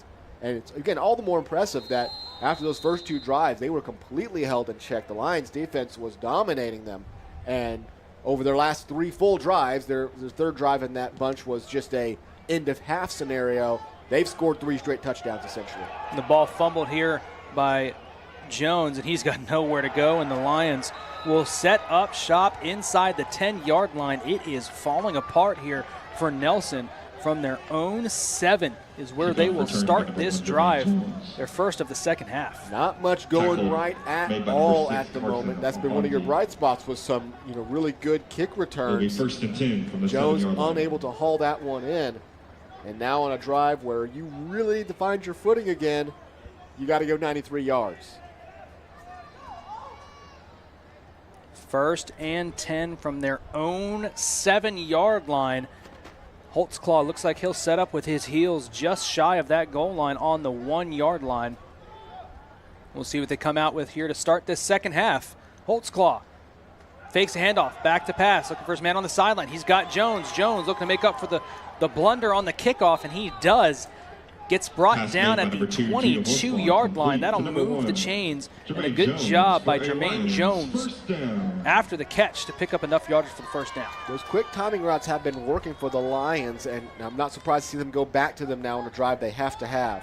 Back to Jones, looking back shoulder again. Jones brings it in. The connection right now on these back shoulder fade balls from Holtzclaw, not just to Jermaine Jones, but also to Justin Bodion, have been really good here in this first game. Picking on Daquan Smith again. He's who was targeted on their touchdown drive where they picked their way down the field just like that. And those are 2 huge catches. You get out of the shadow of your own end zone up to the 34-yard line in 2 quick plays.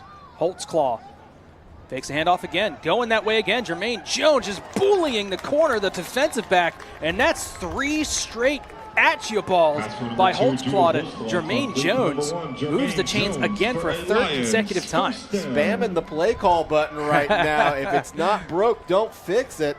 Would they possibly go number 4? Holtzclaw will hand it off this time.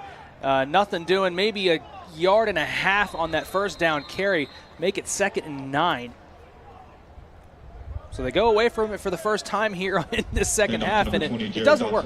So I think they just maybe dial it up one more time here. And I saw Jones go to the sideline and talk with, I'm pretty sure his defensive coordinator, might have been Vanique, who was giving him a quick lesson. You know, he's saying, all right, what do I do here? He's beating me back. And, you know, the question is now, do you risk jumping a route? He is much tighter. Look at the coverage of Jones at the top of your screen. And he backs off a little bit.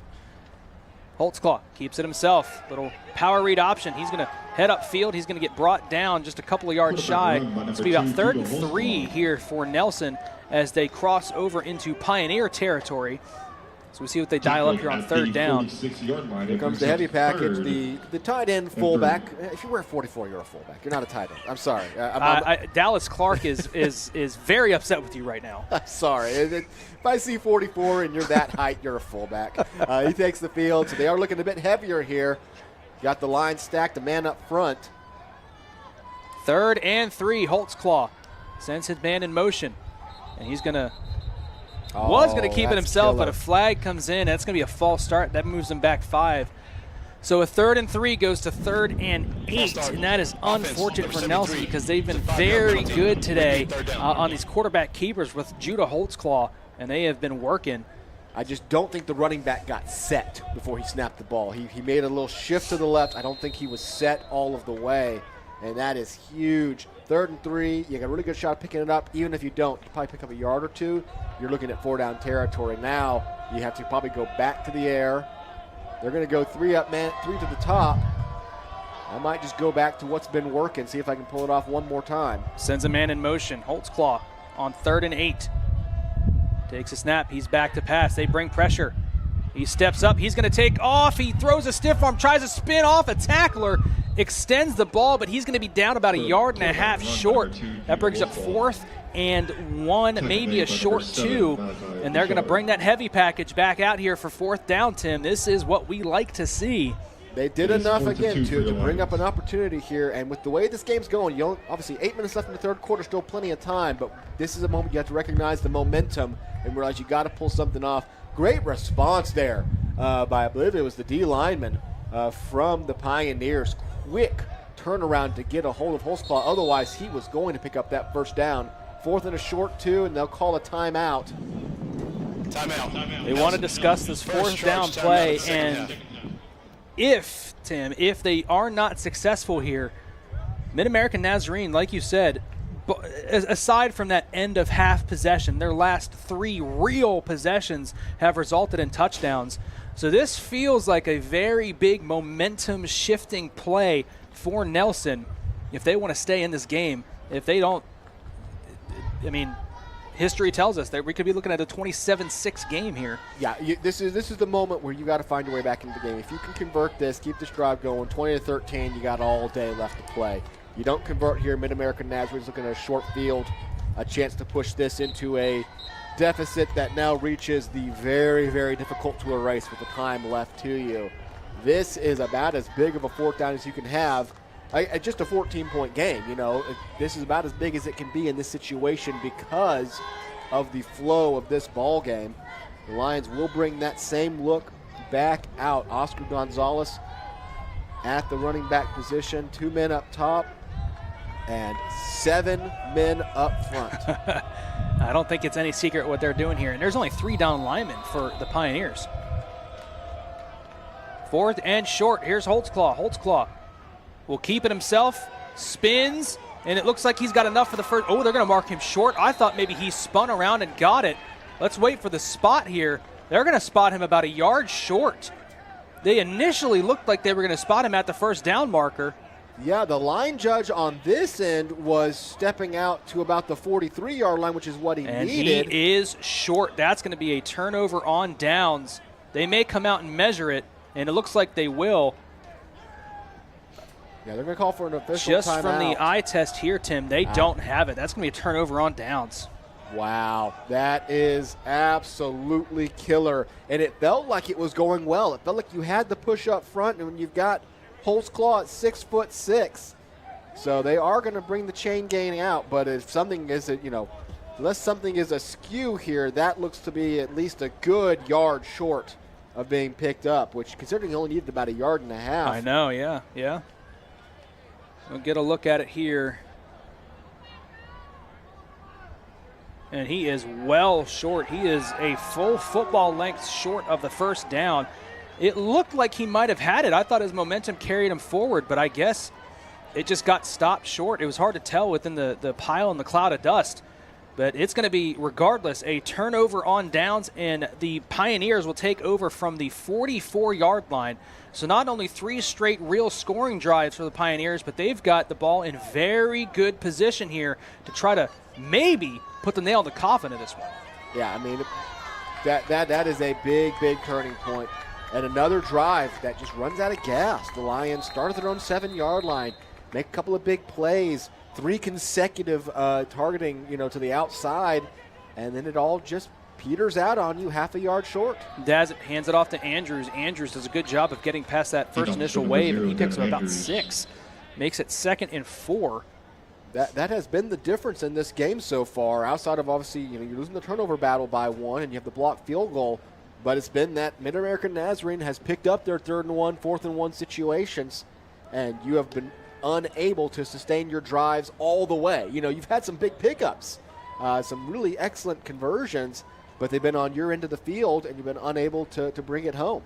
2nd and 4. Dazzett hands it off up the middle. There's Andrews. Andrews spins off the initial tackle, and he fights forward for a first down. What a job by Devin Andrews, the senior, to fight through contact and move the chains as they are deeper now in Lions territory.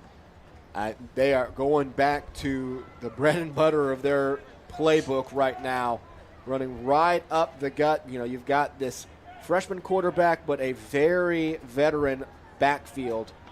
And in a game that you are now trying to seize absolute control over, this is when having that veteran backfield is so huge. He's going to swing it out to the flat. He's got his man who just caught the touchdown, keeps his feet. A flag comes in. It looks like it's going to be holding on the outside against the Pioneers, so maybe a break here for Nelson. But as it stands, Desmond Williams had a pretty good gain there on first down. Yeah, this will definitely all be coming back as the DB was clearly held. I think he was even held before the ball got there, so it could have fallen into the pass interference category, but honestly, 6 one way, half dozen the other. It'll move the Pioneers back 10 yards. Now, this is not something that has slowed them down yet. Isaiah Coppage was the one on the outside with the hold. So we'll see. It'll be 1st and 20 here for the Pioneers. So they're back in their own territory and taking some time here. The play clock has not started yet, so I think they're just counting off where the penalty happened because it's 10 yards from the spot of the foul. So it looks like it's going to be about 1st and 13. So it is a 10-yard penalty, but only results in about 4 yards of lost. Yeah, and head coach Hudgens is not happy about that one. I don't think the holding was that. They're saying the holding was at the 37-yard line. Yeah, that's that. No, it was at the 44. Yeah, so they hand it off here on first down. He's going to get brought down for a loss of 1. Make it 2nd and 15 now.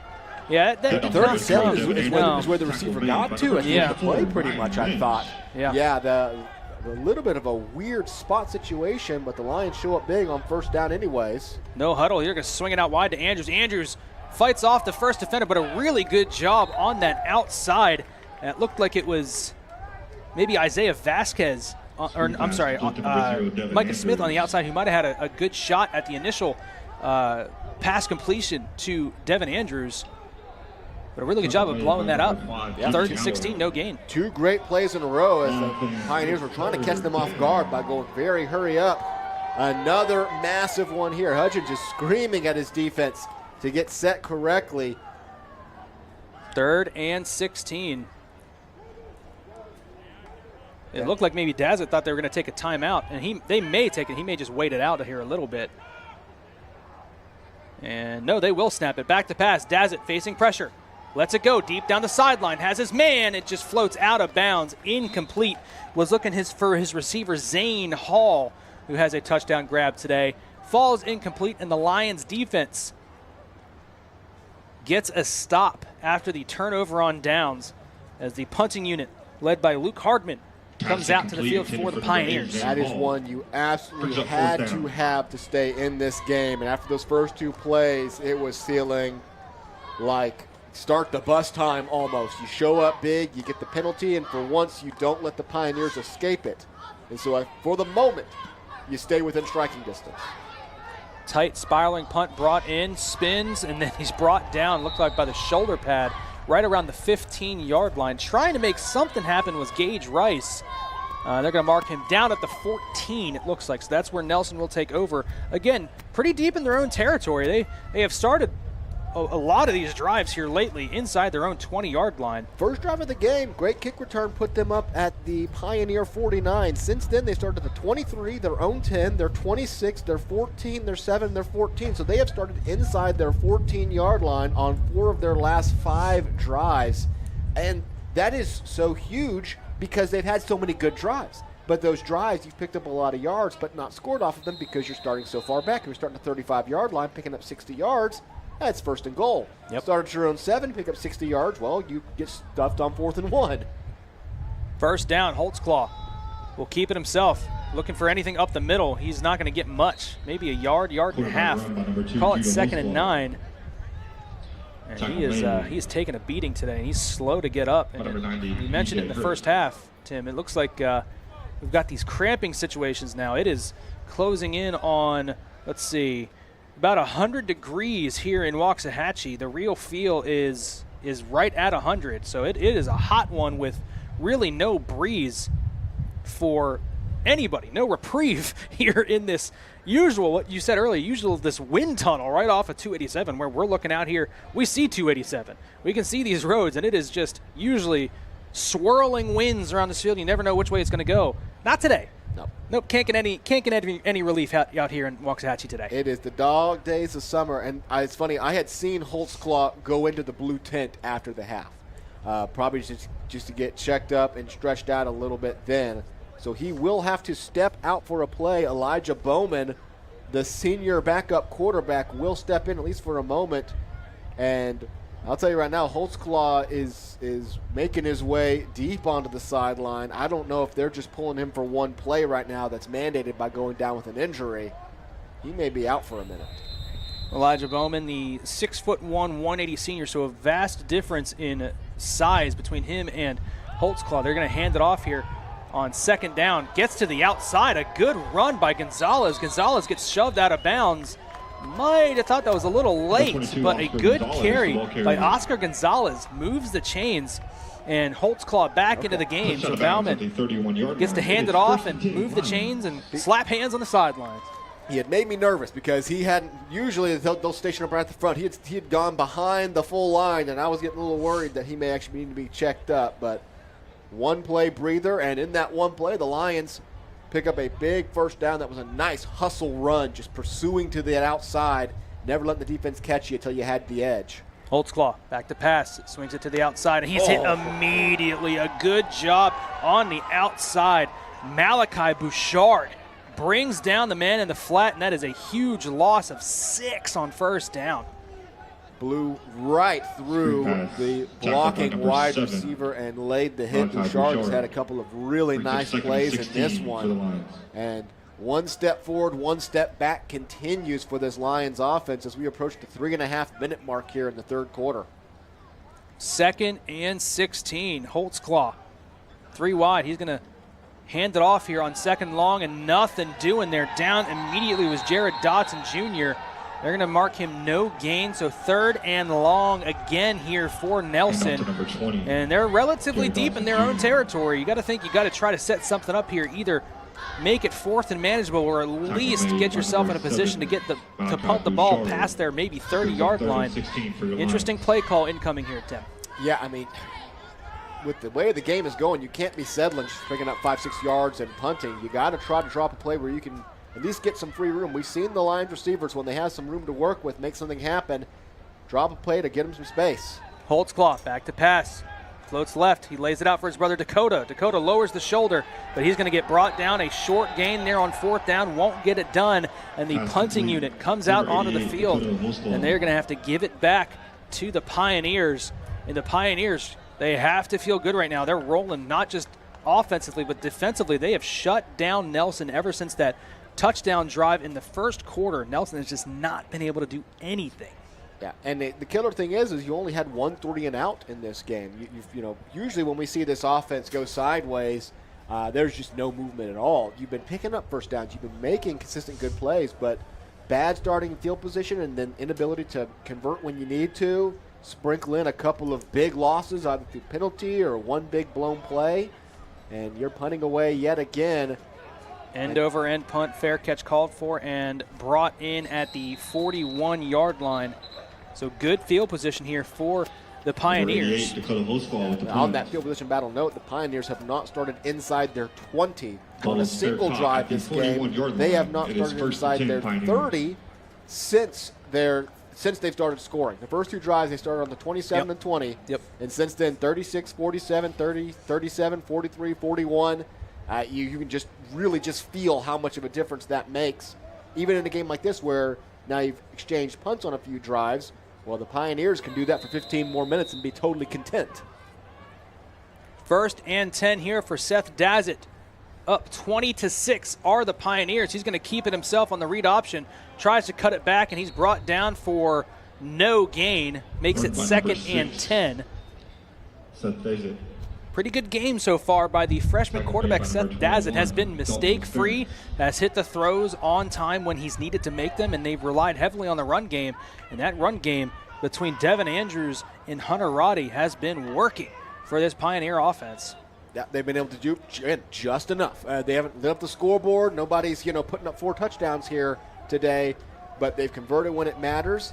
And at this point, they're keeping the clock moving. They are absolutely already in eat some clock mode. Pumps, goes across middle field, is behind his intended receiver. A flag comes in. I think they're going to get Nelson for holding or maybe pass interference here. It came in late. They are calling a completed catch. We see Nelson clapping, so it may go against the Pioneers. You don't really normally see defenders clapping when a penalty comes in, because more often than not, it's going to be against them in that defensive backfield.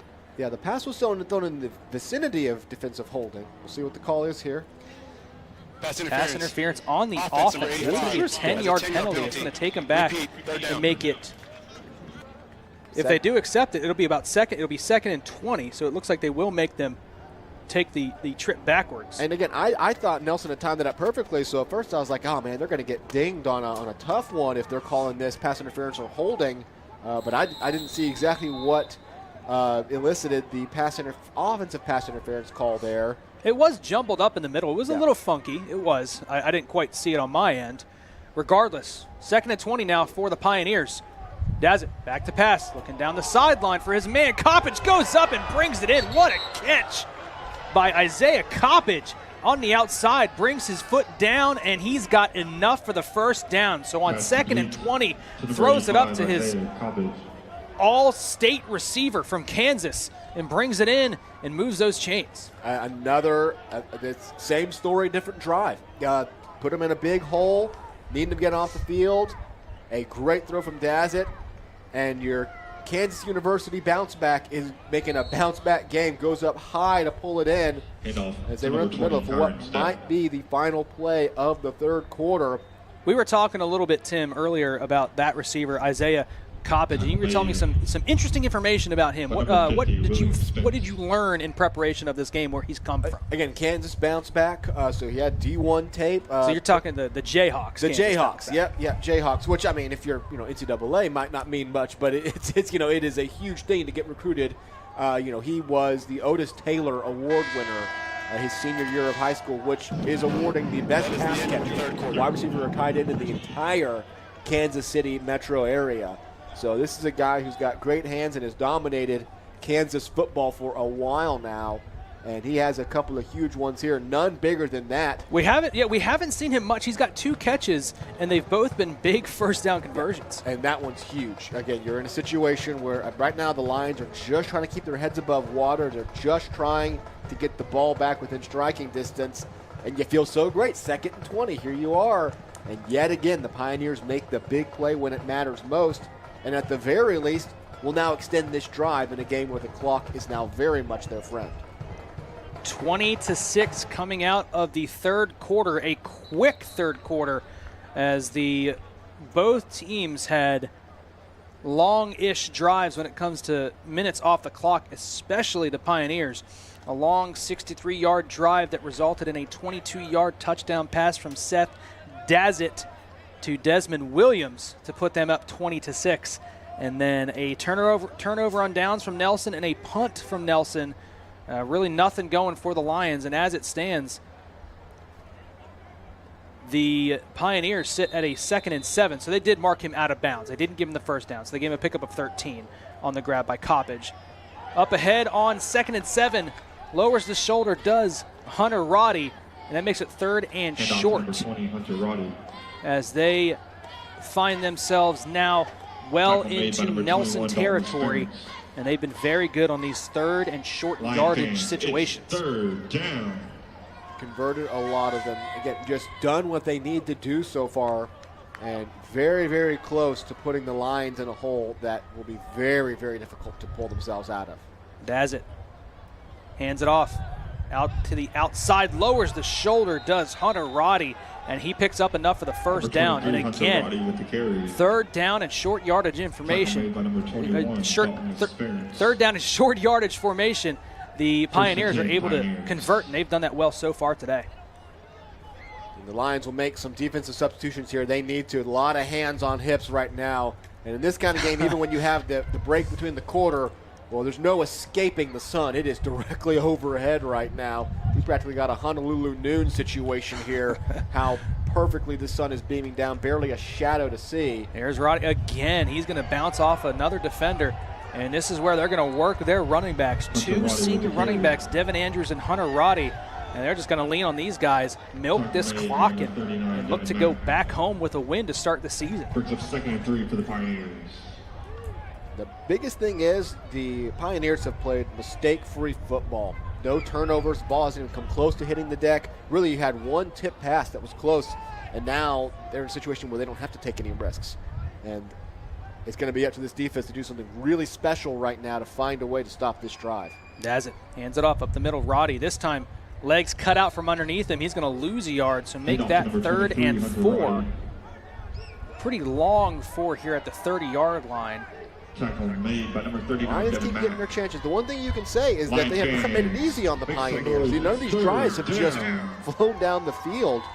They have made them fight for every single yard, but in the end, the Pioneers have usually been able to pick it up. Another shot here. If you can get a stop, again, you keep it at that 14-point margin, create a situation where something can happen. So far, this is when the Pioneers' money. Dazzett looks to the flat, a big hit on the outside, and the pass falls incomplete. So that brings up 4th down. A good job to break on that, meet the body where the ball met, and it falls incomplete. So the Pioneers are going to bring out their kicking. Oh, well, for a second they bring out the kicking unit. Now they'll slam the brakes on, and it looks like they are going to go for it. Again, probably a smart situation. You've done a lot picking up these mid-yard situations. You feel really confident if you score here. As you mentioned, if you miss that longer field goal, gives the Lions a little bit better field position. So they'll run it back up one more time. 4th and 4. Lions trying to stay in this one. And a timeout by Nelson. Timeout. Mid-America. First charge timeout of the second half. Actually, it looks like the top judge might have ruled that it was Pioneers. So they want to discuss this. So we'll see if they come back out with the offense on the field. But as it stands, this is the biggest play of the game thus far. Nelson looking to get off the field and get something going on offense to try to make this a 1-score game. And you've got Mid-American Nazarene who's looking to make this a 27-6 game. Very big play here for both these teams. 4th and 4. one the Lions simply have to have. Obviously, Mid-America Nazarene has a little bit of house money to play with, but if you don't get this stop here, you're probably not getting a stop on this drive. And at the very least, Mid-America Nazarene's going on the clock under 10 minutes at that point and keep moving the ball. Even a field goal, which feels like they're not quite comfortable with the range on this yet. A first down, they'll be much closer to field goal range. Field goal does make it a 3-possession game. So it is very, very important for the Lions to make this stop if they want any chance of some fourth quarter magic. As it stands now, you get the stop. You're just one play away from the game getting goofy again. That's what I always say. 14-point lead can be tied in a heartbeat. 4th and 4. Here is Dazzett, a tight, bunched-up formation here for the Pioneers. He's back to pass on 4th down. Lets it go to the flat. Has his man Coppage. Coppage keeps his feet in bounds, hurdles over a man, and he's down inside the 10-yard line. A big pitch and catch from Seth Dazzett to Isaiah Coppage, and that moves the chains, and they are in danger of scoring here again now inside the 10-yard line. That is a great out route by Coppage. Plants his foot, sprints to the sideline, and the Lions didn't have the speed to keep up with him. He created the buffer. Easy first down, and now it'll be 1st and goal from the 10. Another fresh set of downs, another big 3rd/4th down conversion from the Pioneers as they're looking to pretty much put this one away. Dazzett hands it off, and he's brought down immediately for a loss of maybe about half a yard was Devin Andrews. Handoff to number 0, Devin Andrews. So now 2nd and goal from the 11 as it is a goal-to-go situation. We have seen a lot of really great outside pursuit. A lot of tackles have been made from the far end of these runs. The Lions defense is still showing a lot of speed. And if it weren't for the fact that the Pioneers just keep finding a way in these big moments, and the Lions, have had a couple of bad plays themselves, but it's more credit to the offense of making the play in that situation. The defense has done a lot of good work, and they just don't have the scoreboard that they want to show for it. Dazzett hands it off. Andrews trying to get something, tries to spin off a defender, and he's going to get brought down for no gain. 3rd and 11, 3rd and goal from the 11. So 2 runs to keep the clock moving, but the Lions Tackled at the hold 11-yard firm. line.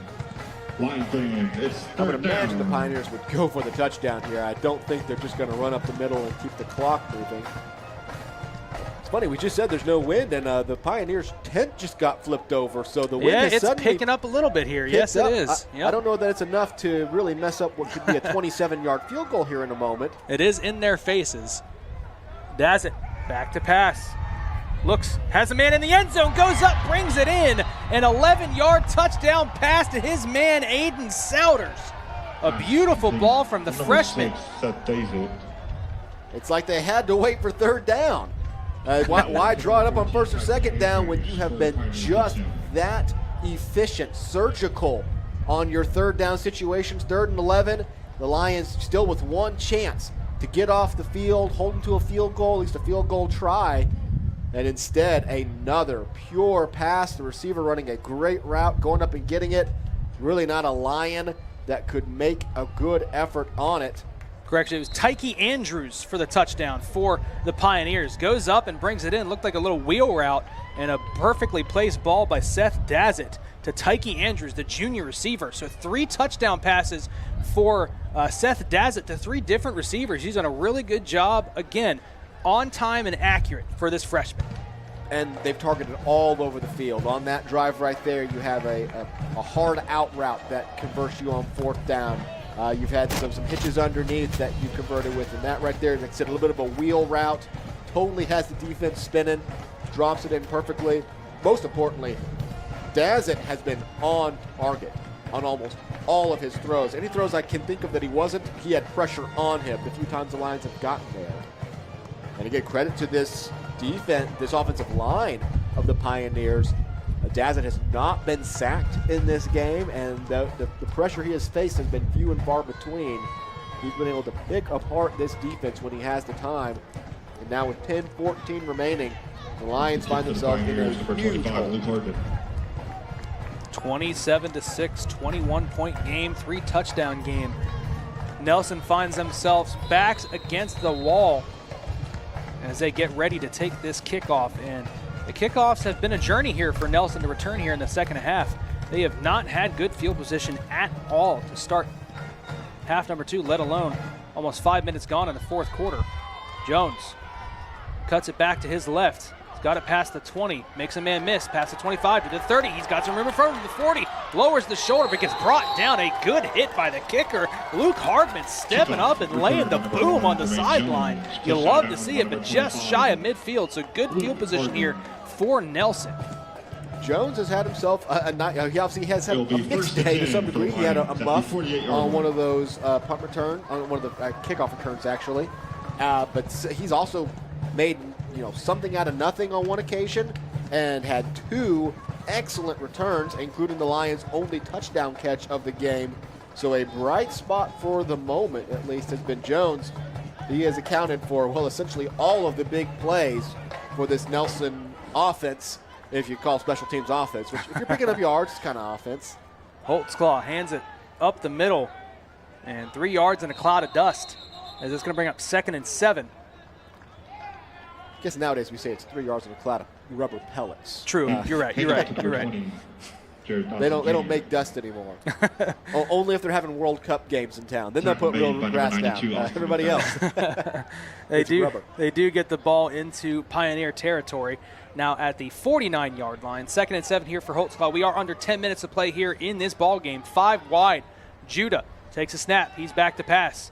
Lets it go. Across the middle. Has his man. Lowers the shoulder and cannot get more than that. It's going to come about 1.5 yards short as he found his man James Spivey on the outside. Spivey with a few catches today. 3rd and short incoming. To number 4, Bradley Devlin. The story of the game so far has been the Lions can't convert these, and the Pioneers can. Chance here with 9 minutes left to at least keep this drive going, see if you can create a little something, a little momentum at the moment. Holtzclaw back to pass, looking for that back shoulder to Bodion, and he cannot connect. A good job of getting physical by the defensive back on the outside. It looks like it was Daquan Smith. Good job of recovering there, as he's been targeted all game long. Felt like they might have actually been trying a double move there, since he's been picked on so much on that quick out. He may have been trying to slam the brakes on and then get past him, because where Holtzclaw threw that ball was not a back shoulder fade. Instead, it was overthrown a little bit, and I think Smith just did his job, kept the man in check. 4th and 1. This really is it. Any chance you want of trying to get this back to a 2-possession game with some time to play. Holtzclaw trying to make something happen. Spins off a tackler. He's got enough for the first down. He moves the chains. So that will be a first down for Nelson. Ball came out there at the end. But it looks like he was down by contact. And that'll move the chains for Nelson as they're trying to get anything going here. And it needed to start with that first down conversion, and it worked. Yeah, finally found their way home on one of those 4th and shorts. Everything for both teams has felt like a lot of hard work. Nothing's come easy today, and I really don't think the yards are going to be that discrepant from each other. It's just been that the Pioneers pick up the final 1.5 yards they need each drive. And they hand it off here on first down. He's got enough for the first down. It looked like there was nothing going to be there at the start of that run play, but he hurls over a defender, and he picks up enough for a first down and moves the chains. It looks like that was Dylan Lamphere who lined up in the backfield.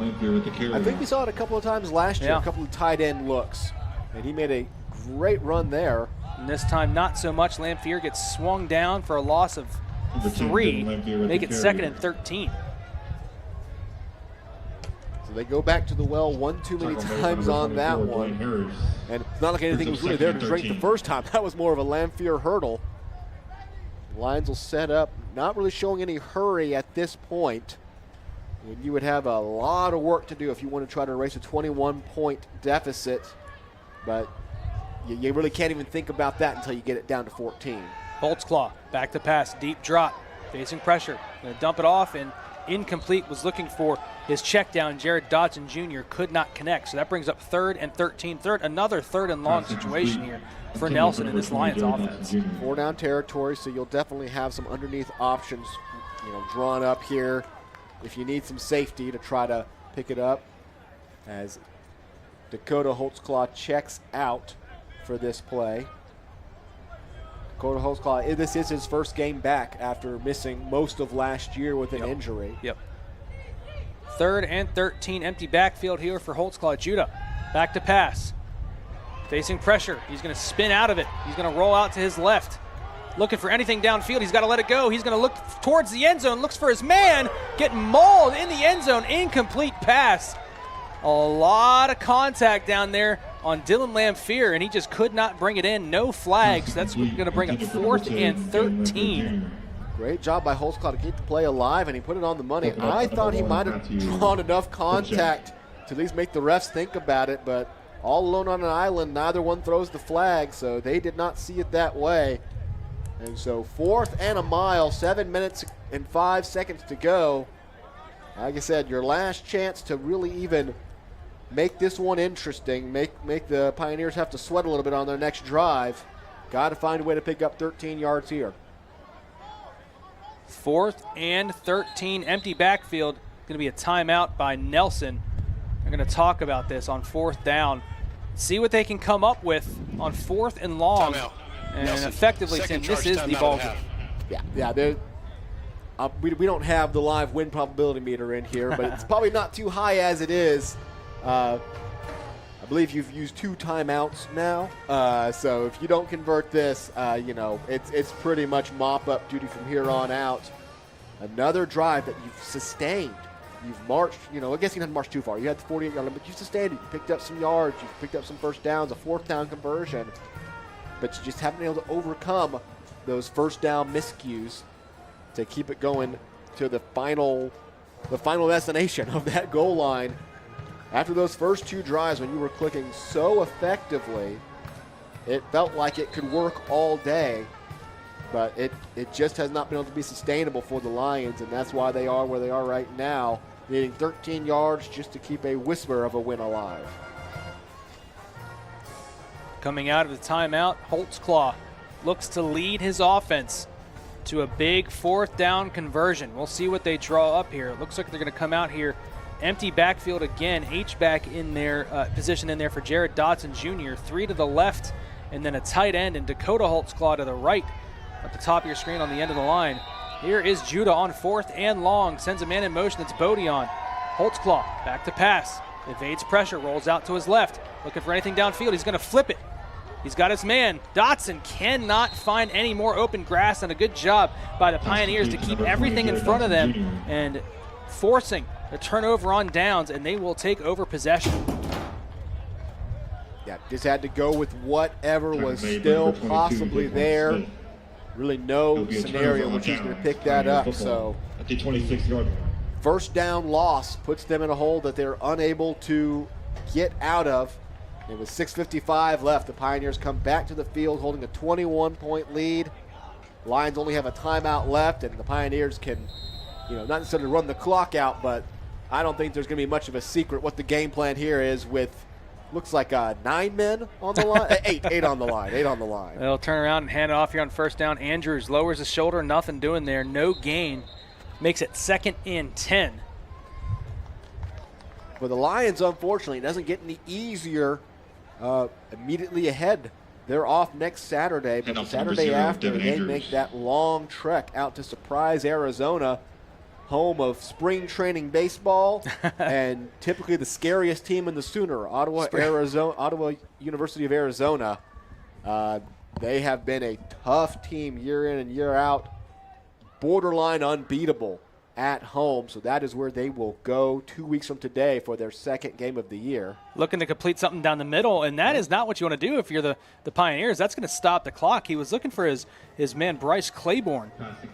Could not connect. Yeah, that's probably the first, they run a play action there. He had a little bit of room, and that's just the first ball we've seen from Dazzett that was completely off the mark. It does stop the clock. So my thought process of just run up there and clobber your head into the line 3 times and let the clock run, they steer away from that at least on one play. At least for the moment, the clock will stand still. 3rd and 10. Here is Dazzett. Back to pass here on 3rd down. He's going to roll out to his right. Looking for something downfield. Pumps, cuts it back. He's going to get brought down short of the yard to gain, or the line to gain by about a yard. Yeah. But a good job by Dazzett to at least stay in bounds and keep the clock running here on 4th down. Yeah, at first I thought he was just giving up on the throw for the smart reason of keeping the clock running. But he was able to pick up enough. They're actually going to go for it. Interesting call here. They've done a good job of at least getting 1 yard a carry here so far this afternoon. They've been stopped on a couple of 1 yards, but not a 4th and 1 yet. However, if they don't convert, well, that would be the Lions' only window to getting back in this one. So I don't know. I mean, the coward in me says I might just punt this one away, unless they are just trying to draw the Lions offside. Nope, here they go. Hand it off to Hunter Roddy. Roddy lowers his shoulder. He gets passed off that tackle, and he's got enough for the first down. That will move the chains. Hand off to number 23, Hunter Roddy. And more time off this clock, and the Pioneers are just moving here in the second half. Tim, they've really dominated since about the start of the second quarter.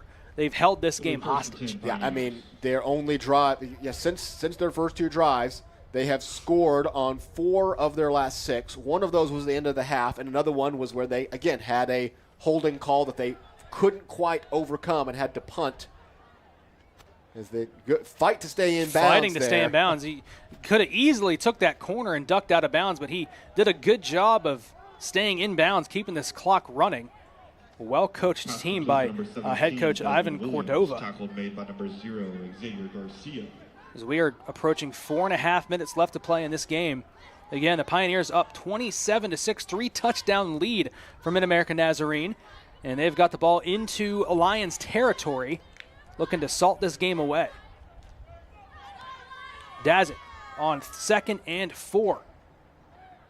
Will keep it himself on the power read up the middle. He's got enough for the first down, gets upended and topples down, and he's going to be slow to get up. He took an ugly hit there as they're going to stop the clock and come out and check on their freshman quarterback, and that is a blow for this Pioneers squad, a quarterback who's played very well today. That is not what you want to see in a game that is essentially nothing but the clock remaining, just running it out, taking them up the middle and getting hammered. Looking at some, no. Yeah, that you hate to see that. Like I said, especially in a game that is completely salted away. I was talking about these stats earlier. Looking at the unofficial live stats right now. The stats aren't official; they go final. But before that last run, right, here we go. After that last run, it's good to see Dazzett's up on his own feet and walking off the field. Walking off on his own power, that is a great sign. That was an ugly hit, so it's a good thing.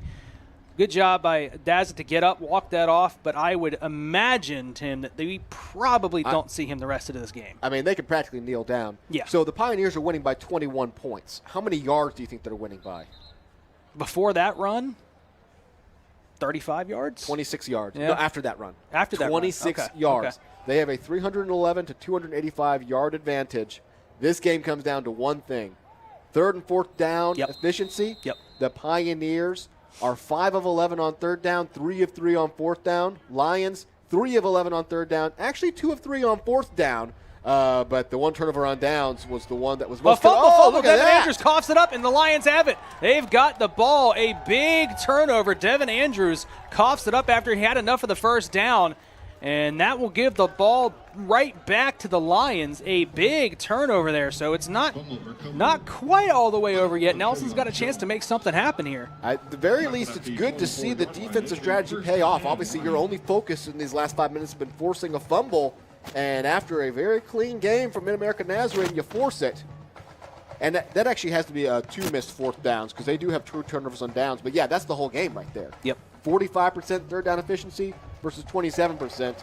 Equal number of first downs, practically equal number of yards, almost the exact same average yards per play. Go down the mark, not even a big discrepancy in penalty yardage. Like, it just comes down to the fact that the Lions haven't converted and the Pioneers have. And so in a game where the box score is tight as a tick, the scoreboard really hasn't been up for question for the last 15 minutes of play. First down pass, incomplete, intended for Jared Dotson Jr. So that brings up 2nd and 10. Very least now, with this week 1 matchup, you have one more chance to shake some cobwebs out, draw some things up here. Looking to the middle of the field, has his man. It looks like it's James Spivey going down to the ground to bring that one in. Spivey's had a solid game himself. He's got a lot of catches, a lot of volume here for James Spivey. Like we were saying pregame, these aren't preseason games. This one's as real as it Yeah, gets, and it counts in the standings. Yep. Absolutely. But everybody knows it's when the conference schedule kicks off that you've got to be ready to go. So at the very least now, run your 2-minute drill as though you were down by 7. Holtzclaw looking deep down the field and under through his receiver, but it's going to work to his benefit as that's going to be pass interference. That was about the laziest, most intentional pass interference. He just sort of said, yeah, I'm going to hit you. I'm not going to let you catch this ball. So that makes it a first down here for Nelson. It'll be an automatic first down. Automatic first down. And a 15-yard penalty puts them just shy of midfield with 2:52, under 3 minutes left to go here in this one, as the Lions look to try to salvage anything here on offense, get some looks, see what you can carry into the next few weeks. Like you mentioned, getting closer and closer to that conference play and where this season really heats up, especially in the Senior Athletic Conference where it seems like anybody can beat anybody, and we've seen that in the past. They hand it off here, cuts it upfield, and he dives and goes down. That was Gage Rice. Yeah, some different players out there now, too. Haven't called his name yet today. He's doing the punt returning, but he hasn't really had a factor in on the offense. So a good job there to make something of his first offensive touch of the game. Makes it 2nd and 3. And Holtzclaw is going to come out 5 wide, empty backfield, 3 to the right, 2 to the left here for Judah. Clock continues to tick, down to 2:20 just about. Looking deep down the middle of the field. Tries to go up and get his man just out of reach from James Spivey. Good coverage on that back end, one-on-one coverage on that back end, and just out of reach makes it 3rd and 3. With 2:21 left to go here in the 4th quarter. Yeah, levels that one off a little bit more, and Spivey's going to have a really great shot of hauling that one in. And it's going to be a hand fight to the end zone at that point. But at this point, I don't even hate seeing 3rd down because they need to practice these. They need to practice these 3rd downs right now. 3rd and a long 3. Make it 3rd and 4, really. Here's Holtzclaw. He's going to get him off sides. He's got a free play. He's going to look deep, and he's going to throw it deep down the middle of the field. It's going to be knocked away, incomplete, but it will result in a first down as the Pioneers jumped off sides. A rare non-play penalty for Mid-American Nazarene. Very well coached and good team today when it comes to penalties. That's the first time we've really seen one offside out of play. And something Holtzclaw did a lot of last year. He was very good at that hard count. Really has not been a factor of this game. They have not been in many hard count situations. But, even so those, 4th down situations, especially when you've got a brand new offensive line, it's not worth the hard count because you're more likely to have one of your guys flinch than their guys. So if you're in a short yard situation, but he goes to it there, picks up the Lions a free first down to the 40. Just 13 seconds till the final 2-minute timeout of the game. 1st and 10, Holtzclaw 5 wide, back to pass. Let's go across the middle, quick hitter to his man, Dylan Lamphere. He's brought down quickly. That should take us to the 2-minute timeout and a stoppage in play. I don't think they're going to get another playoff here, and they won't. That will be the 2-minute timeout as we are under 2 minutes. Nelson with 1 timeout remaining. So at this point, just playing to try to put something in the end zone and see what you can come up with. Down 3 scores. Definitely one. Again, when you look at that, at this point, Nelson's going to have the advantage on total yards. And obviously, everybody knows there's plenty of games where the yards don't match the points. But this one, it actually feels like the teams have been pretty evenly matched. We have not seen anybody, there's been games where, you've seen the defense is totally trounced and overrun. They have been in there. It has really just come down to those final trenches and the fact that Mid-American Nazarene has had a lot of 3rd and 1, 3rd and 2s, and the Lions have had a lot of 3rd and 9, 3rd and 11s. Yep. And that's what it comes down to. And the Lions put themselves in these long fields all game long, which is really tough coming off of kickoffs. It's one thing if you're exchanging punts and you're both stuck at the 40 and the 10 back and forth. The fact that they've mismanaged a lot of these kickoffs where they were stuck deep. Like I said, a 50-yard drive, that gets you points if you start at the 30. Yep. If you start at the 10, it doesn't. And that's been a big issue for them today. So, if anything, it's there are some clear things to target and improve upon moving forward from this one, and a lot of it is just not getting behind the sticks on first down. 2nd and 5. Holtzclaw comes back out 5 wide, sends the Lamphere in motion. Back to pass, facing pressure. He's going to roll out and he's going to get taken down. A big loss, but a good job of the Pioneers to keep contained and not let him break that pocket. And it's going to be 3rd and a mile now, about 20 here for Nelson and his offense. And you can kind of see the slow get back to the line of scrimmage that they are they're ready to get inside in some AC at this point with the weather being what it is here in Texas. Holtzclaw is really good at slamming on the brakes on those and escaping them. So the Pioneers finally had enough guys back there that was not going to happen. 3rd and a mile from midfield as the Lions are just in scoreboard manicuring mode right now, trying to draw up some plays to get some final points on the board. He's going to get it across the middle, spins. Greg Guidry fighting for everything that he can and does a really good job actually to get back past that original line of scrimmage. Makes it 4th and 8. Pass complete to number 6. And again, you can't forget that early interception, the missed extra point, the blocked field goal. That is at minimum, I think, 7 points left on the board. And in a game that was a 14-point game for most of the second half, that would have been a huge 7 points to have. Gets it to Guidry. Guidry's got enough of the first down, cuts down the sideline, cuts back inside the 20, picks up a first down, doesn't get out of bounds. The clock will move on the set here once the ball is set. Solid maneuvering by Guidry, though, to create that space. When these line receivers have had space, they've made some things work in this game. Down past 30 seconds, Holtzclaw lets it go. He's got Guidry again. Guidry gets taken down quickly that time.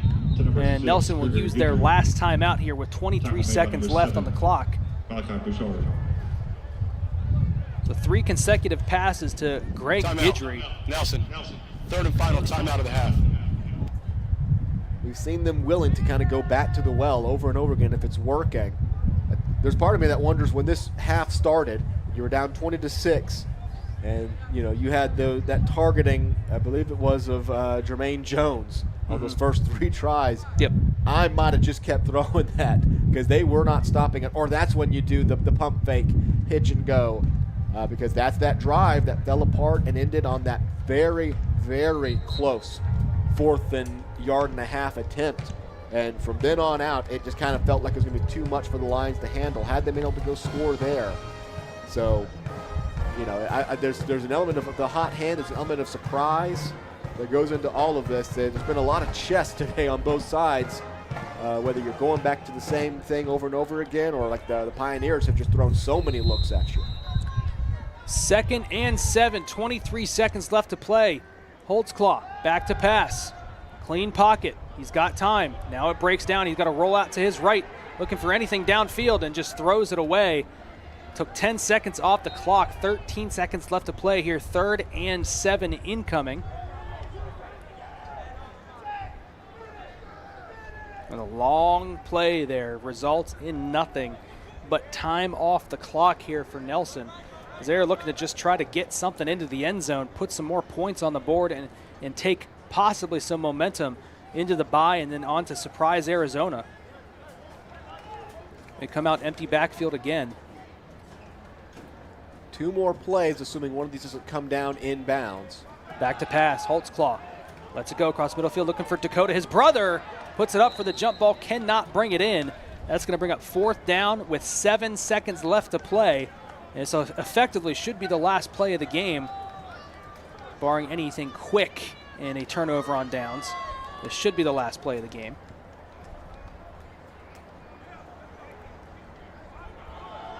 Holtzclaw looking to the sideline. Again, no timeouts left here for Nelson. So this is it. 4th and 7. Empty backfield. Holtzclaw, Judah, back to pass. Going to roll out to his left, looking for something downfield, looking for anything into the end zone. He's going to let it go and pray. It is up and it is caught, but out of bounds, incomplete, and that will do it. 27-6, your final score between the Mid-American Nazarene Pioneers and your hometown Nelson University Lions in a hot, but tightly contested until about Your final halftime score, the Pioneers game here 27, between your Lions the Pioneers 6. and the Lions. Again, back and forth, and it really just came down to the fact that the Lions, time and time again, move the ball, and it's fitting that the game ends with a barely missed toe drag in the back of the end zone, deep in Pioneer territory, where that's where the first drive ended. They ended with an interception deep in Pioneer territory. You did a lot of things right today, and it's just a shame that the scoreboard doesn't even come close to reflecting it in a game that really was not up for grabs for the last 10 or so minutes. Looking ahead, though, as I said, the Lions will head off to surprise Arizona in 2 weeks, and then we are back here in 3 weeks as the Arkansas Baptist Buffaloes come to town on September 19th for 6 p.m. A little bit of evening action, a little football under the lights, and then rapid fire to get to the end of the season. Tim, we're here for 4 straight Saturdays, man. Back to back to back to back. I cannot wait. We'll finally get in the groove. We'll be the ones landing on our feet. Yeah. OPSU, Louisiana Christian, Hardin Simmons, and then Wayland Baptist to close out the year on October 31st on homecoming. Those are all 2 o'clock or 1 o'clock starts. And we can't wait to call 5 more games. Not the result you wanted today, but I think you can confidently say that there's at least something to work with here, that you're seeing clear areas. You can go and identify the 3 plays that if you had flipped, you'd have been in this ball game. That had been a throw to the end zone to tie the game at the end, not just to alter the scoreboard a little bit. Well, while we have you, we just want to remind you, currently the Texas Two-Step Volleyball Tournament still being broadcast on the Nelson University Sports Network YouTube channel, the other live channel that you'll see on your feed. Go give that a look. Watch those ladies as they look to take home this Texas Two-Step title. And if you haven't already, give us a follow on all of our social medias at Nelson University Sports Network. Twitter, X, Instagram, Facebook, YouTube, anything you can think of, give us a follow so you don't miss anything when it comes to Nelson University Sports Network goings on. Tim just let you know about the rest of the football season, but there is a lot this fall, including volleyball and soccer, and then later in the fall, getting close to into November, some basketball broadcasts. So give us a follow. You won't want to miss a single item of action here on the Nelson University Sports Network. Again today, the Pioneers defeat the Lions 27-6. Thank you again for tuning in and watching the Nelson University Sports Network.